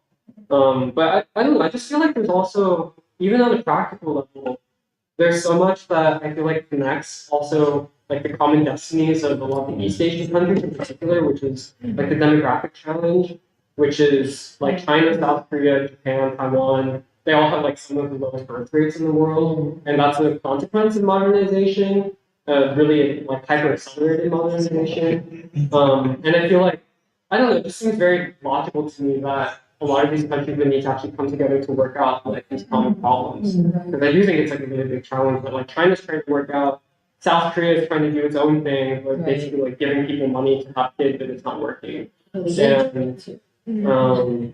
I feel like that's also part of like the vision of like Asia's common destinies. But those. But the U.S. is attempting to divide Asia, and will do it using war. And this is what I got from Kathie, because I think she was a bit mild in her presentation about Taiwan today. When we were on the phone, I picked up deep anger and urgency that the Taiwanese regime is provoking war, as is South Korea and Japan, against a nation that wants peaceful development. So the question of Pan-Asia cannot be discussed separate from the struggle for peace against regimes that are being armed by the West. And when Kim Jong-un and the North Koreans, who want nothing but peace, have to shut down all peace efforts towards the South, that says something. When Xi Jinping, just a couple of days ago, is using now, and he had normally, and I think normally talked about the peaceful unification, now has to talk about the potentiality of other means. And when all of Asia, including Southeast Asia, Vietnam, has to look, and of course Korea, to Japan in light of its history of, first of all, identifying itself against Asia. And this is not just in the 20th century. They saw themselves as a hegemon and they would use military means, and now we're back to that. So I think the situation is dire. And that's what I picked up when you spoke to me. And I think the other thing that Kathie said to me is, see, you can't take lightly this manufactured identity. People start looking differently when they don't look like themselves. You know what I'm saying? When Taiwanese, okay, she's in Taipei, you don't know altogether what's going on in the countryside. But in Taipei, the educated elite look more white than they look Chinese. You know, the wider eyes, you know, probably the more aquiline nose, a lot of things to look like white women. And then to accept as democratic. And I think at some point we're going to have to interrogate this. Western gender norms in the postmodern period. I'm using their language. This is, and I think Kathie raised it with me on the phone. What does it mean that so many of the men, well, not all, but enough of them that you can't miss it if you're in Taipei, are feminized? Well, what is that saying about men that are not? What is that saying about their relationship? Are you competing with women? We have to know what this all means in relationship to predisposing a people and a nation to support the enemies of their civilization. And that, Kathie, you know, that's what you said to me, and I was actually, I have to say, I was shocked and appalled. And I picked up some of this from Michelle, a kind of Uncle Tom, a type of coon Chinese. Whereas if you cross the strait back to the People's Republic, purposefulness, people debate. And that's the other thing I'd like to say. Xi Jinping has opened up the Chinese people to a debate about their common future. This is what is suppressed about China. You know, so I want to say, but just quickly, this, what Emily is raising, no political movement in any country makes any sense if it's not anchored to the civilization of that people. And this relationship of the Communist Party of China to the long history of Chinese civilization is what Xi and those are emphasizing. Mao did not understand it. With all of the great achievements, of course, Deng was up against the wall, and he had to get money into China by hook or crook because the state was collapsing, the economy was collapsing. But as Alice points out, you can take a good thing to the extreme or an emergency situation and turn it into the norm rather than just an emergency. The Communist Party of China is the greatest political party in the world today. There is no comparison. Xi Jinping is probably the greatest political leader in the world today. This man is not just a political hack. He is a sophisticated thinker. And they are not just talking off the top of their heads when they talk about these eras of thought. I think, as Kathie said, where Xi Jinping thought is a part of the political canon. First of all, the idea, Kathie, you don't know what you just said. The idea of a political canon, which means that a wide intellectual debate about the boundaries of thought, the eras of thought. China has transcended into this new era The state, I think it is, if you would have asked me, without knowing a lot, but only the reaction of the enemies of progress have to it, probably the most sophisticated state, the most sophisticated emerging democracy is in China. And I think that's a claim we should make. We shouldn't be afraid of it. And let the quote, whoever wants to, let you prove the opposite. And the way we know that is a truth, the stability of the country. There is no crisis of legitimacy. 85, 84% of the Chinese people say they agree with the direction of the Communist Party of China. 70% of the Americans say the system must be changed. A big part of them say the whole thing should be torn down. The Chinese Communist Party is increasingly able to fulfill its social contract with 1.4 billion people. Think of it. Think of it. There is no homelessness. There is no extreme poverty.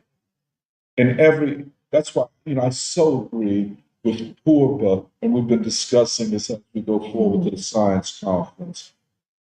Civilization. It is not the parameters of economy.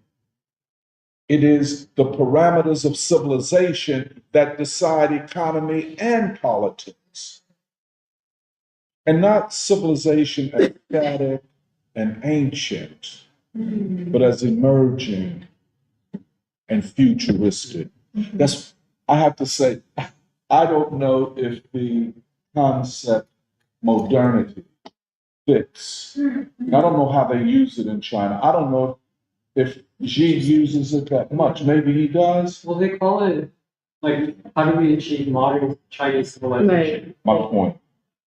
They use more often, I think, and I don't know, development. But you're right. See, they are not talking. The break is final. This is what with the West.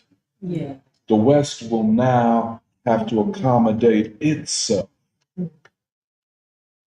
to Asia, but in particular to China.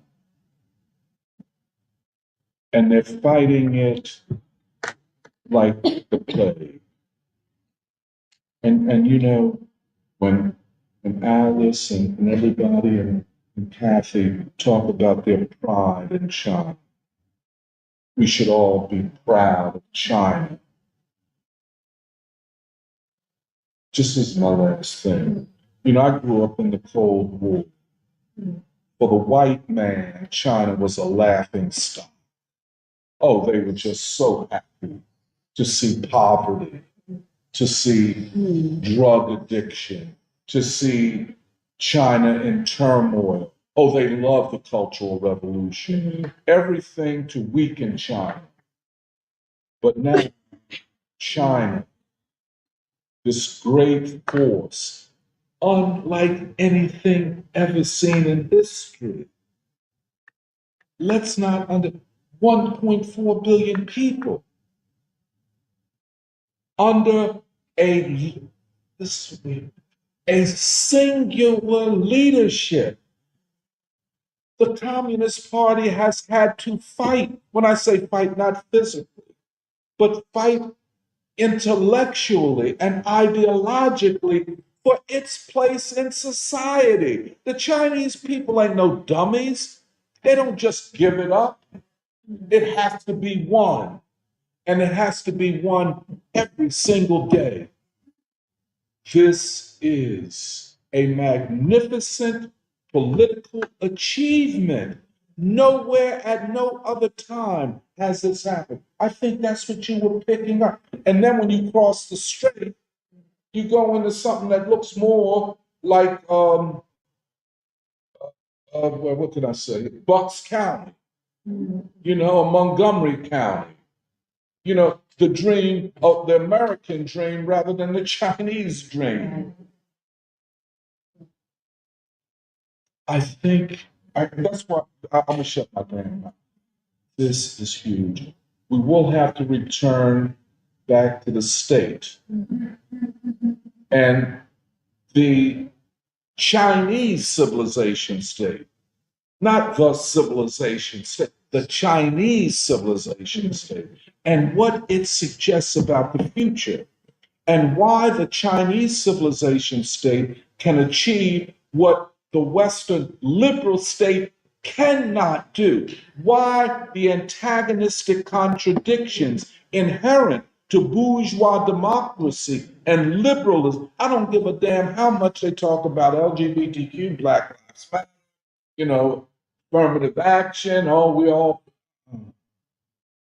they cannot resolve the inherent contradictions, which are increasingly antagonistic. Why don't those same type of antagonisms exist in China? What has the Chinese civilization state? What has everybody talks about? Everybody talks about when she comes back. We went to these museums. Well, first of all, the museums are free. Yeah. We've been to the Metropolitan and all these. You got to pay to get in, and they're only in the richest part of town, and only the rich people, for the most part, show up. All of these museums, and then, as she said, this is so interesting. You go in the museum, and the main leader. And, believe me, Xi Jinping ain't trying to be, no celebrity. He is the representative of the major political force in the society. So when you have him and a quote from him, it is the main political force of the society contextualizing what this is X, Y, and Z. It's a beautiful thing. That transparency. So, in other words, it's not a bunch of billionaires saying that, well, this is where this thing gonna be run. You know what I'm saying? It is the people's history. The people's history. Do we have a museum of the people's history here? No. No, we don't. Because the people's history is trivialized and diminished.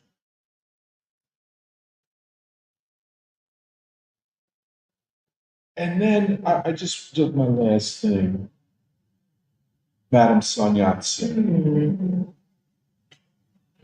And Kathie talked about going to her estate, which is now a museum.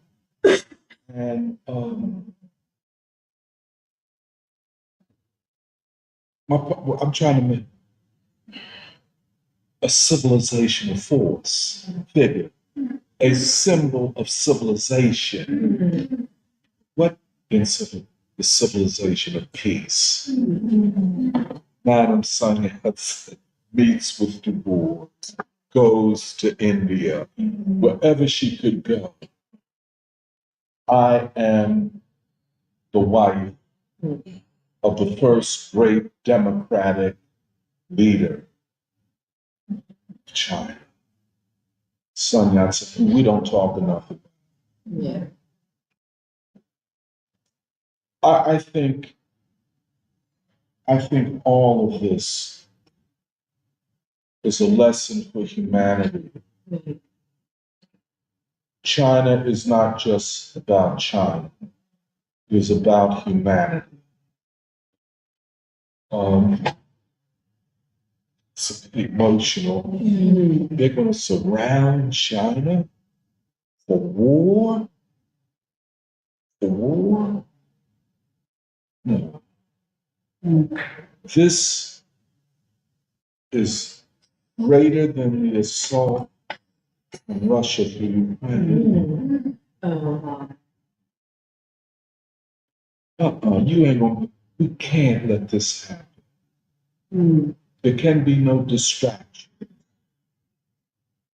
Peace is integral. Fight for the people of Gaza, fight for China. People fight against the fascists in Ukraine, but with China. China, and this is so Du Bois, and I don't know how to say it, you know. Du Bois saw the future in China. And China and the Communist Party of China carries a tremendous weight. And that's what you pick up. You look at Xi, you see it in his body language. You see it when he came to San Francisco and told Biden, clean that place up. Don't bring me up in there. You got Arab noodles all over the place. Clean your city up before I come up in there. You know, and the fool cleaned it up. But you see him in his meeting with Putin. That's not no man trying to pose for the cameras. You see a body type. First of all, that's Chinese. You understand? He's Chinese all over, you know what I'm saying? He's not trying to be no Toon, or Tom or Tim as Uncle Tim. Uncle Tim. Trademarked. Yeah. But you can see it. You can see his stature, his seriousness, his depth. And every Chinese person, when they see him, they can be proud. I can disagree with this Communist Party official on the local level. I might hate his or her guts, and we can go back and forth. But at the top, the representative of the civilization and the state and the party. And that's what we're going, in the science conference for, but we'll work that out some kind of way. I don't know that we'll work, but the party, civilization, and the state.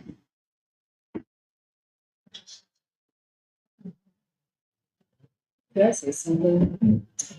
Yeah, I'm still trying to wrap my head around like a lot of things, but I guess one thing I'm thinking about is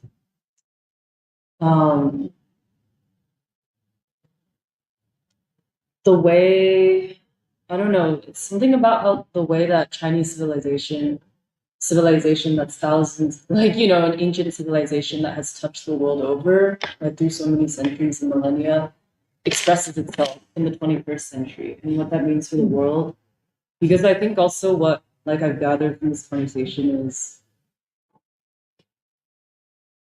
I think the urgency with Taiwan and also as a political battleground, because it's also emotional for me, because I agree with your assessment, and all of my family lives in Taiwan except for my parents and my brother.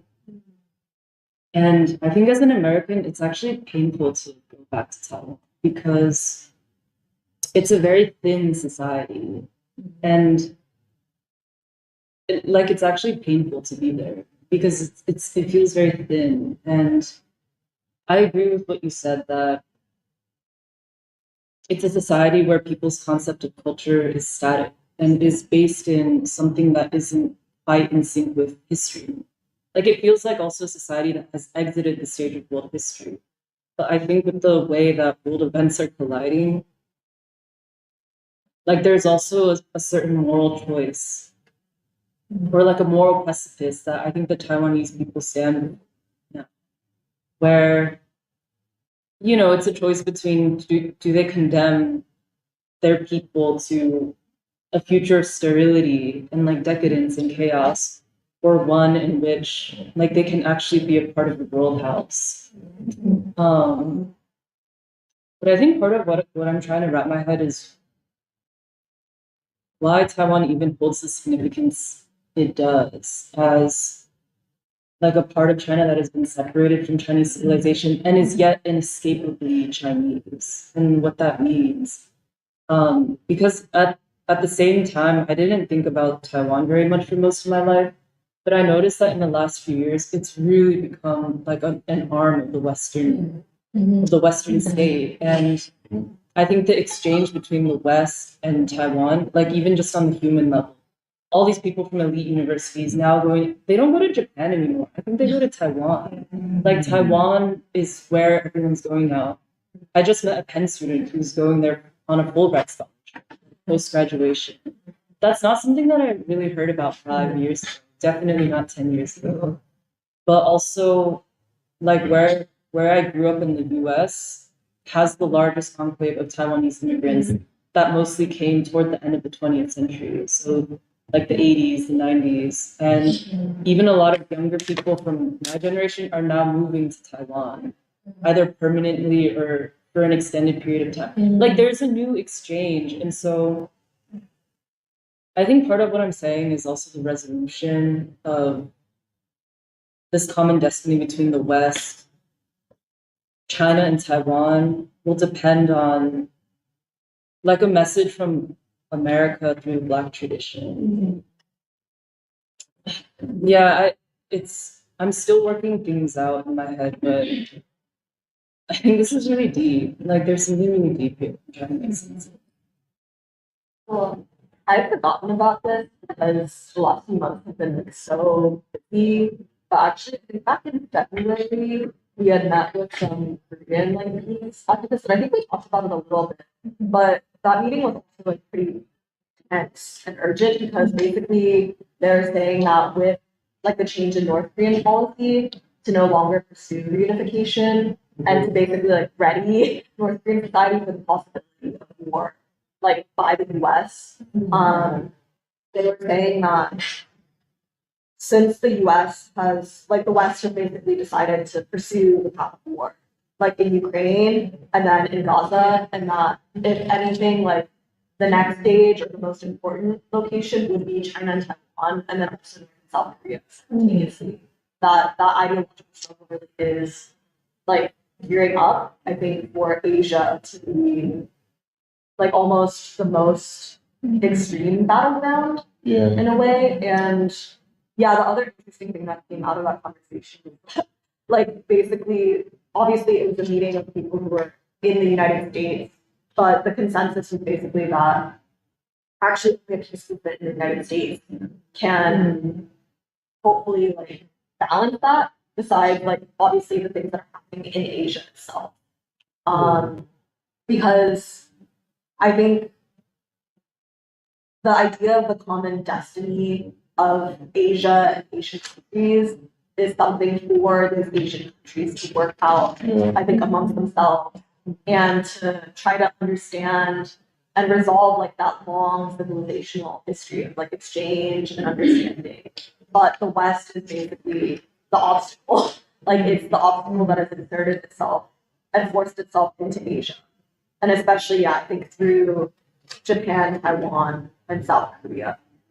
And yeah, I don't know, I think it's interesting that it's been able to do that by almost, yeah, like importing or asserting a Western style of like democracy or ideology, but then trying to pass it off as like, no, like, this is Asia. Like this, and it almost feels like there are two, like with Taiwan and China and then South Korea, so it's like two experiments of what the future could look like. And it's like the Western experiment and then like the actual like Asian civilizational experiment. And I feel like there's only one side of that has a sense of the future. And I feel like that's also why for that Western side, in the absence of like an actual common destiny or like vision of the future, it has to instead turn towards the future. But I think, yeah, I think that's sort of the connection to that scene, which is that that's one vision of the West. Then the other side of America is like the Black and like Black America, which is also the side of the possible and growing peace movement. So yeah, I think that's what I see.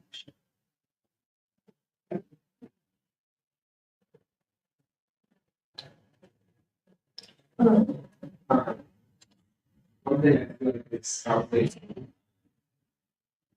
think of is like it isn't just that, thinking about these ideas and stuff. It's also the other half of that is how much ideology can create a fall, create misunderstanding. I think Taiwan is kind of a great example of that. Speak about person. How do you say the new leader's name? William, his English name is William. Yeah. I think it's saying that democracy in Taiwan, the leader is there and he's really positioned to be an independent, authoritarian China system. And I looked into the results of those elections, and it seems that the party, the DPP, got 40% of the vote. And because it was more than the last two, that was enough. And I brought that to his attention, like 40% of the population, 23 million people. That doesn't seem like a majority of the people. You say, well, but that's, because you're thinking in the Chinese authoritarian power. Which is like, those words that helps frame things ideologically confuse, I think, in many ways, if you're not aware of that. Whereas if you look at Russia and you see the Russian president getting close to 90%, well, that's still authoritarian, right? So these facts, it's hard to penetrate when the ideology is so thick. And it's so, at least that's the thing that I've experienced a lot of people I talk to is like, yeah, but China, the Taiwanese economy is a free market. These are the terms and the ideas that we use to describe and simplify things in a way to and that's what could be a much more complex reality. I remember reading about this fellow, the William Wise speech he gave in front of a banner. Yeah, they really and talking about peace and democracy again using these terms. But Sun Yat-sen, I think, famously said, we Chinese can have different ideas, but we're all still one people, and here he's calling Chinese mainland people the president foreigners, and calling Americans brothers. Completely contradictory. But I don't know, and it's just interesting to see this guy presenting himself. Getting 40% of the vote, misrepresenting science and legacy in a way. And I felt like Joe Biden going to Morehouse College, pretending to be the civil rights figure when he, went against busing, busing and schooling and everything that he's done his entire career to prevent Black people from having a chance in society. And it's frustrating too. I was at my niece's my niece had a art show at her school. School I went to private school here. But they had a list of kind of Black History Month people all signed research, and I was expecting to see that Martin Luther King, maybe President King, these kind of figures. It was like Tyrese Maxey, Joel Embiid, Simone Biles, and then Michelle Obama. And I was like, Joel Embiid is from Africa. It's just, again, it's sort of this, like Michelle Obama was saying, this thin understanding of history, like removing as much as we can from where history actually drew us to each other, and presenting this I guess more modern, Americanized or Westernized version of this history. It's really made me angry.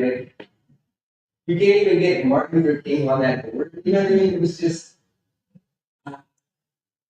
it felt like they were, and this is probably one of the prestigious schools in the country, not cheap school to go to. The grounds are incredibly immaculate. It's a beautiful place to have. It also makes me angry that every school in the country could look like the grounds of the school. Tomorrow, we decide to see how we want our money spent. But But yeah, just when you get inside the doors and then you see this is what they're teaching you. These are the Black history periods. And sometimes these people are look into it. I feel like you know a lot of things, Black figures in American history. So yeah, I guess it's both important to understand ideology, both so we can see past the propaganda all, and help us, you know, find a path to continue on these things. Yeah. Actually, This conversation makes me really think a lot about all this, especially it's actually I think your anniversaries we did our Chicago's and what is sounds like so simple but it's so profound is this idea of like universal culture where if you were to just be exposed to other people, someone that could travel and know other people, you could see yourself in all the world people. And it's astounding and painful to see how the powers and the forces of the West are able to do something to a people that are actually the same people, a Chinese and a Taiwanese people, to and not see that. And it's certainly not, and of course Chinese people want me too, but you know, it's so well water and this reminded me of this exhibit I actually went to Japan 2 weeks ago, where it was like the history of Japan. Really got to see how an idea come into existence, and I mean these places were not about, but this superior idea to come to existence, and even if there's a little conflict in a way, it would naturally become part of it. And I saw that flourish most great in the Islam part of the exhibit that really made it known. And the ideas that China are working on I think are practices for China and for all of Asia. And so, you know, seeing this previous example in history gives me that confidence. But it's an even greater challenge than what existed before. We didn't have such an obstacle like we have today, always, but such a powerful, destructive capacity that the United States has, and such ideological influence over the world, which means that the challenge before China and really is a challenge for all of us, is to have ideas that are able to deal with this, not just answer for what are the problems that face human beings, solutions, but how to deal with this existential threat to the world that will, I guess, force us to elevate the answers to life's questions that much more. But I still, yeah, knowing history gives me confidence. Well, one other thing I was thinking about was there's also a particular question for the diaspora in these countries because I feel like especially with China, Taiwan, and then South Korea, North Korea, for Koreans and Chinese in the United States and in the West, it always gives you an outlet to be like, oh, like I side with like the democratic whatever version of Asia. And I feel like it produces like certain pathologies where you're raised to be proud, like for Korean Americans, you're raised to be proud of what South Korea is achieving. And I feel like similarly for Taiwan, like, you're raised to be proud of what Taiwan is achieving. Right. And I think that it's also like that, I think is a good question that needs to be worked out, especially for the diaspora. But then also, I was thinking about like this question of like if we consider this every state as being in defense of the civilization, it's like what is then the South Korean state in defense of? Yeah. And it's basically in defense of the West, but it can bring itself to actually acknowledge that the South Korean state was forged basically in defense of like a Western project. And so like similarly with Taiwan, I feel like that also produces almost a schizophrenic quality to the state in those countries where there's been this video circulating on Twitter of like this giant fight in the Taiwanese parliament where there's like some dude, like some like official member of the Taiwanese parliament who's like creating a fight and like trying to like literally steal a bill off the floor of the parliament. And there's this huge like basically fight that broke out. And I feel like it's similar in South Korea too, where one of the previously the Democratic presidential candidates in the recent election, he was stabbed. Yeah. And yeah, in the heart, like he survived, but I don't know. It's just like it's really interesting. It's Can I just, Yeah. this is very, can I see this infantilization of grown people, the infantilization of an entire, well, we see it in the United States with these stupid politicians. You know, they're childlike. These are not serious people. And it's really, that's why I think, I agree with this idea that the Asian diaspora must see Asia not through the mediation of the white world, but through the mediation of the black struggle, which is the height of the democratic revolutionary struggle in this country. So if that is, as Baldwin says, the standard, then how, but see, the ideological problem is to distance oneself from black folk and to run to white people while saying we're doing it with Asian characteristics. We're white with an Asian. With an Asian. yeah, the West of Asia. Yeah. But isn't that the crux of the problem? So if we are white by all measures, then we're going to unite with what white people support in Korea. If the white world supports South Korea and I want to be white, accepted by white people, then Yeah, I hate to put it in such blunt.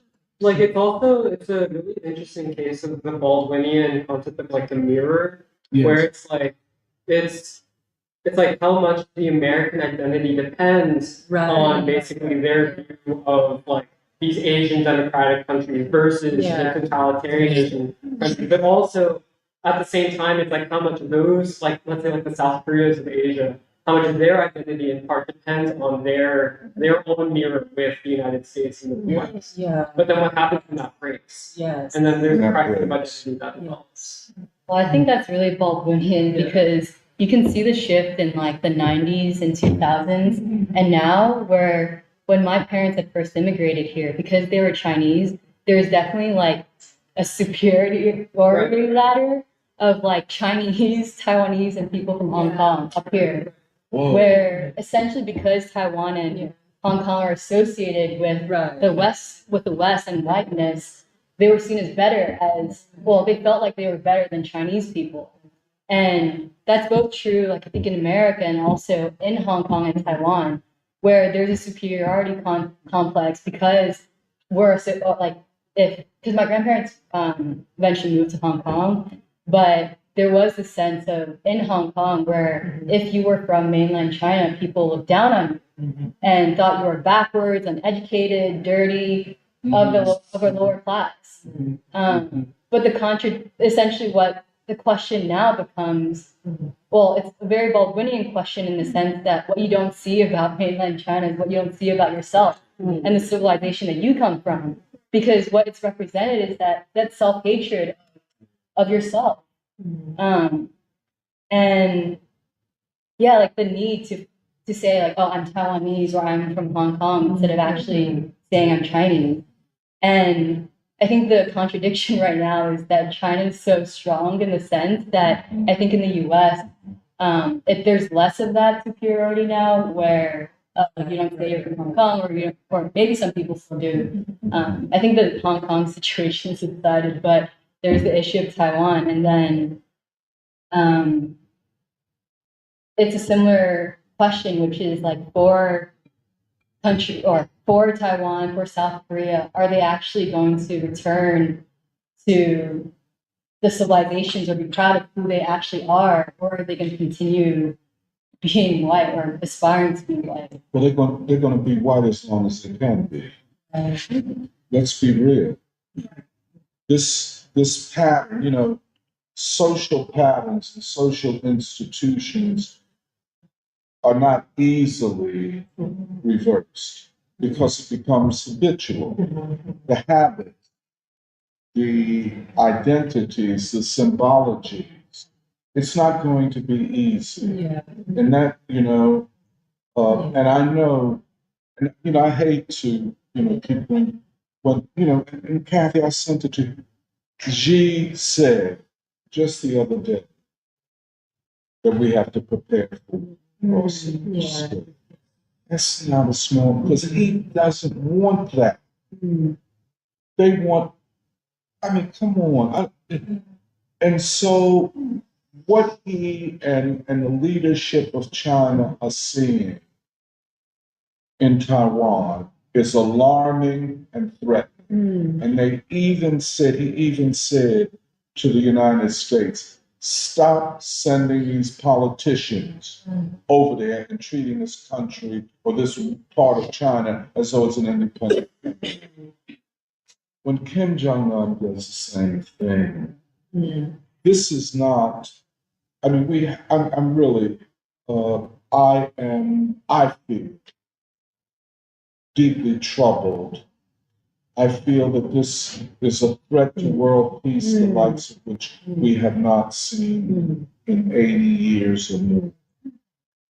And if these people in this country are so stupid that they will push this to a new level, do they know who they're dealing with, what they're dealing with, or do they even care? And if they don't care, and this becomes the moral historical question, what must be done by world humanity to remove them from power? This cannot, we can't accept this. And there is no, well, maybe this guy William or Bill or whatever he wants to be called in Taiwan is a Catholic. Well, he's in a democratic country and debates and they're throwing hands in the parliament. Maybe somebody can stand on the platform. This shows a vibrant democracy. That vibrant democracy might end up in compromise. No, they've decided on it. And when Kim and them in the North, smaller population, smaller economy, more against them in terms of the U.S. nuclear containment of North Korea. For him to step back from that, from Xi to say what he's saying, I think we have to prepare ourselves for something the likes of which we have not yet seen. I think it is that. For the sake of time, I think we should go through the science conference and then Yes. like try to end by 1:15. Yes. Yeah, I can go. I think, yeah, the entire discussion and practice report really linked up to the conference because I think many of the ideas that all together, I think it highlights some of the essential questions that we want to clarify during the conference. And actually, I was thinking largely about something that Emily mentioned when a few weeks back we were talking about the February event in India. And it was a personal story, but she was saying how, like, she was talking about her friendship with Raju, and she was talking about this ability to love somebody because of the civilization and where they come from. And I remember because like this is something very like this is a unique way of thinking about interpersonal relationships, and I think it really offends a certain kind of liberal sensibility, which talks about which is focused entirely on the individual. Like, you have to love me by knowing me and all of you. It's focused on the individual, where what she was talking about was how do we see each other and how do we see each other as in terms of our history and in terms of the future that we're trying to bring. And I think this highlights something we are trying to clarify through the conference. So, what is civilization based on, and knowledge as the way forward to bring, to first understand the essence of civilization, and then to root out, and then to root knowledge in action to further civilization.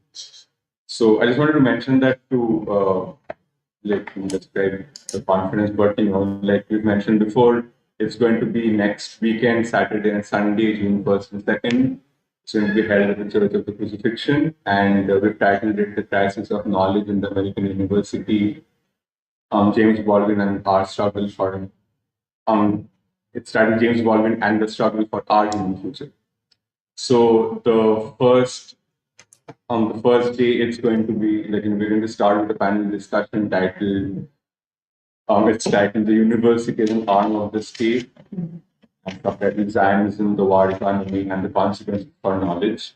And in this panel, we'll mostly talk about what the student movement right now in America, what this represents, and what is the revolutionary demand that it brings to us at this time. Because I think, we have talked about the university a lot, about how it derives its authority from the US state. And at a time when the unraveling of the Israeli state is going on, we are also faced with the question of how the Israeli state, the Nazi state in Israel and the US state are really tied at the hip. We can see that in election year in America, it's one of the biggest crises that we have seen in this country, where the ruling class really is falling apart because it cannot hold on to a consensus anymore. A big part of the champions of the Democratic Party, or a big part of the voter base of the Democratic Party, are part of those 70% today who are asking for a major change in the entire system. So it is really at the forefront of the political crisis today. And the university is at its center in terms of Zionist influence at the university, but also the deeper question is, what purpose does the university serve, and what has its historical role been in this country, and what is the role today as to really be an ideological powerhouse, so to speak, to build a consensus for the US state. So that's going to be the first panel, and we also want to talk about what this crisis represents for the possibility of knowledge moving forward. If we believe that the universities, the stated claims of its pursuit of truth and knowledge for human freedom, if that is true, then we have to see the student movement as its defense. And we also have to ask the question, if the university is in crisis, we have to recenter knowledge in the possibility of people taking knowledge forward. So this is a question that, and also this is a question that faces not just America but the entire world.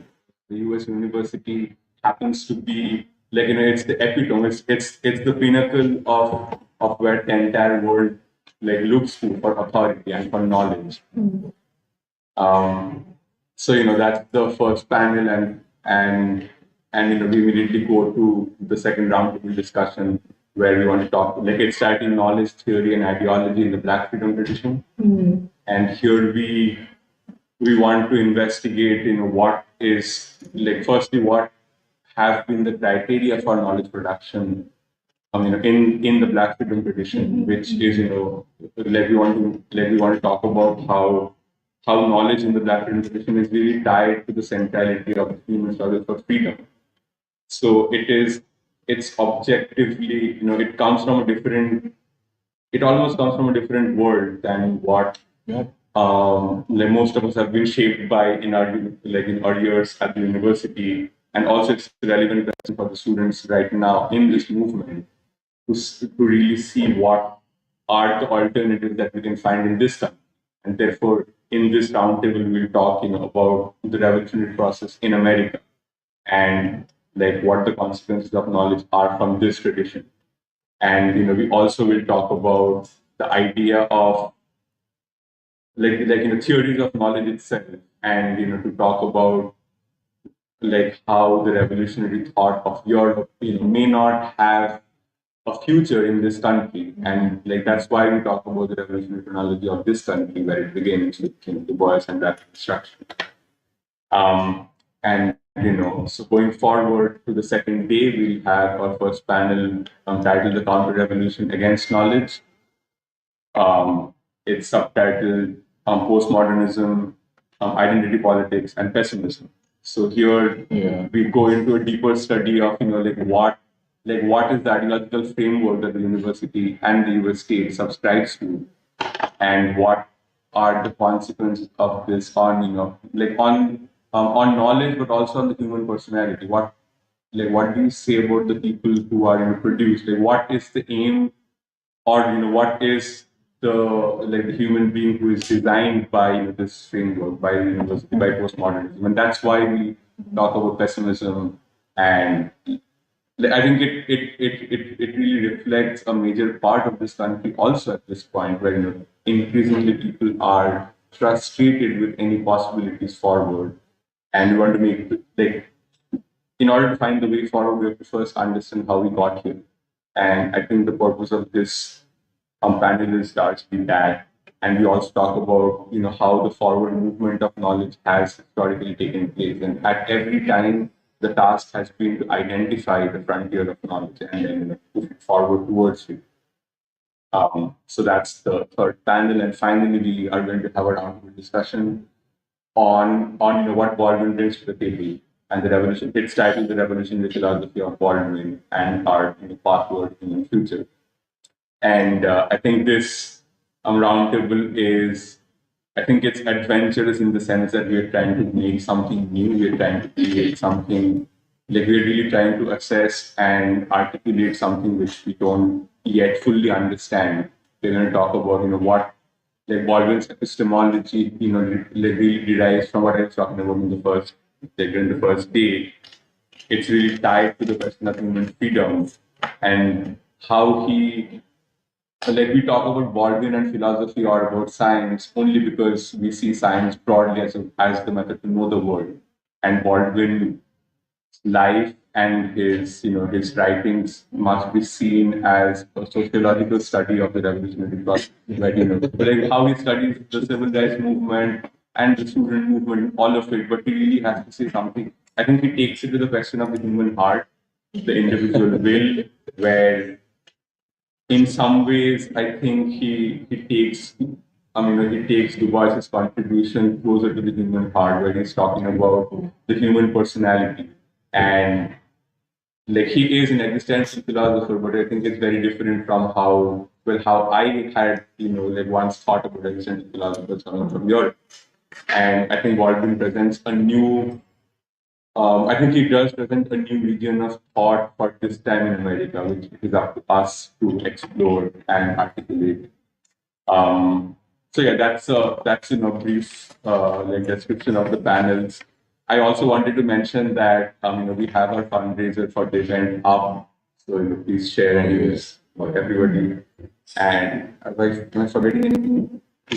I think that's it. We're very excited for the event next week. I'm very excited that Manditha and Raju were here, and we're very excited because the other thing is, natural science has seen itself as off limits to ideological critique, or for that matter, any kind of critique. But we want to subject it to a critique. And that's why when Sambarta talked about what type of personality, what type of human identity is produced in this process of producing a scientist, and what it will take for scientists to liberate themselves for the sake of science from this bullshit. But that's it. So we intend to have a rich and not presenter dominated, but discussion dominated thing. So I would say everybody in free school should come, not to be an observer, but to be an active part of a discourse and bring friends, family, and acquaintance. I know Blaze brings family, Others should use him as a role model. But bring and enemies if you like. But I think this, and you're right, it fits in to Kathie's discussion of China, of our discussion of the threat of war, the great and present danger. So I think this would be very important. I know we're going to be working for the next how many days as we go up to this.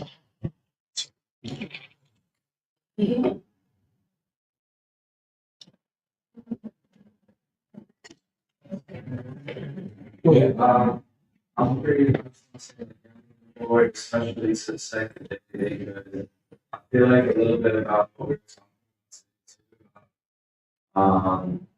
Just like how important civilizations are. I feel like the boys involved in really kind of have like a scientific process at the beginning, like how are people created, like just like from the condition, but also like spiritually and all of that. So I feel like that's like a pretty important thing to interrogate right now. Just like this idea of like what's going to be with Asia, what's going to be about like people, and yeah, but yeah, understand what I guess just what type of world is going to come forward in the next couple of years. So I'm just looking forward to all this discussion.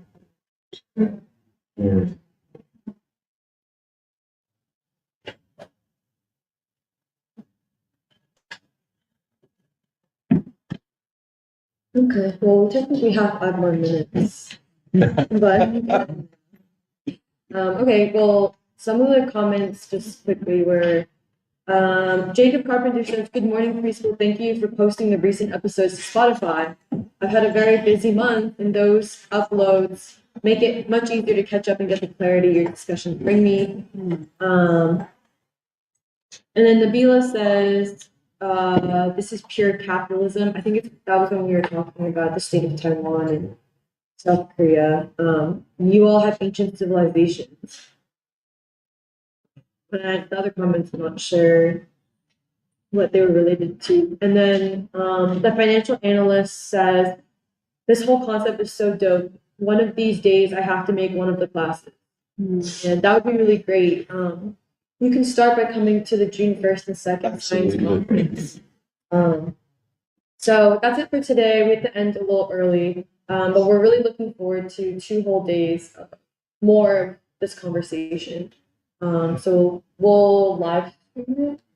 We're gonna be live streaming it, so you can tune in next week, Saturday and Sunday. Anyways, goodbye to our commenters. We're ending the live stream.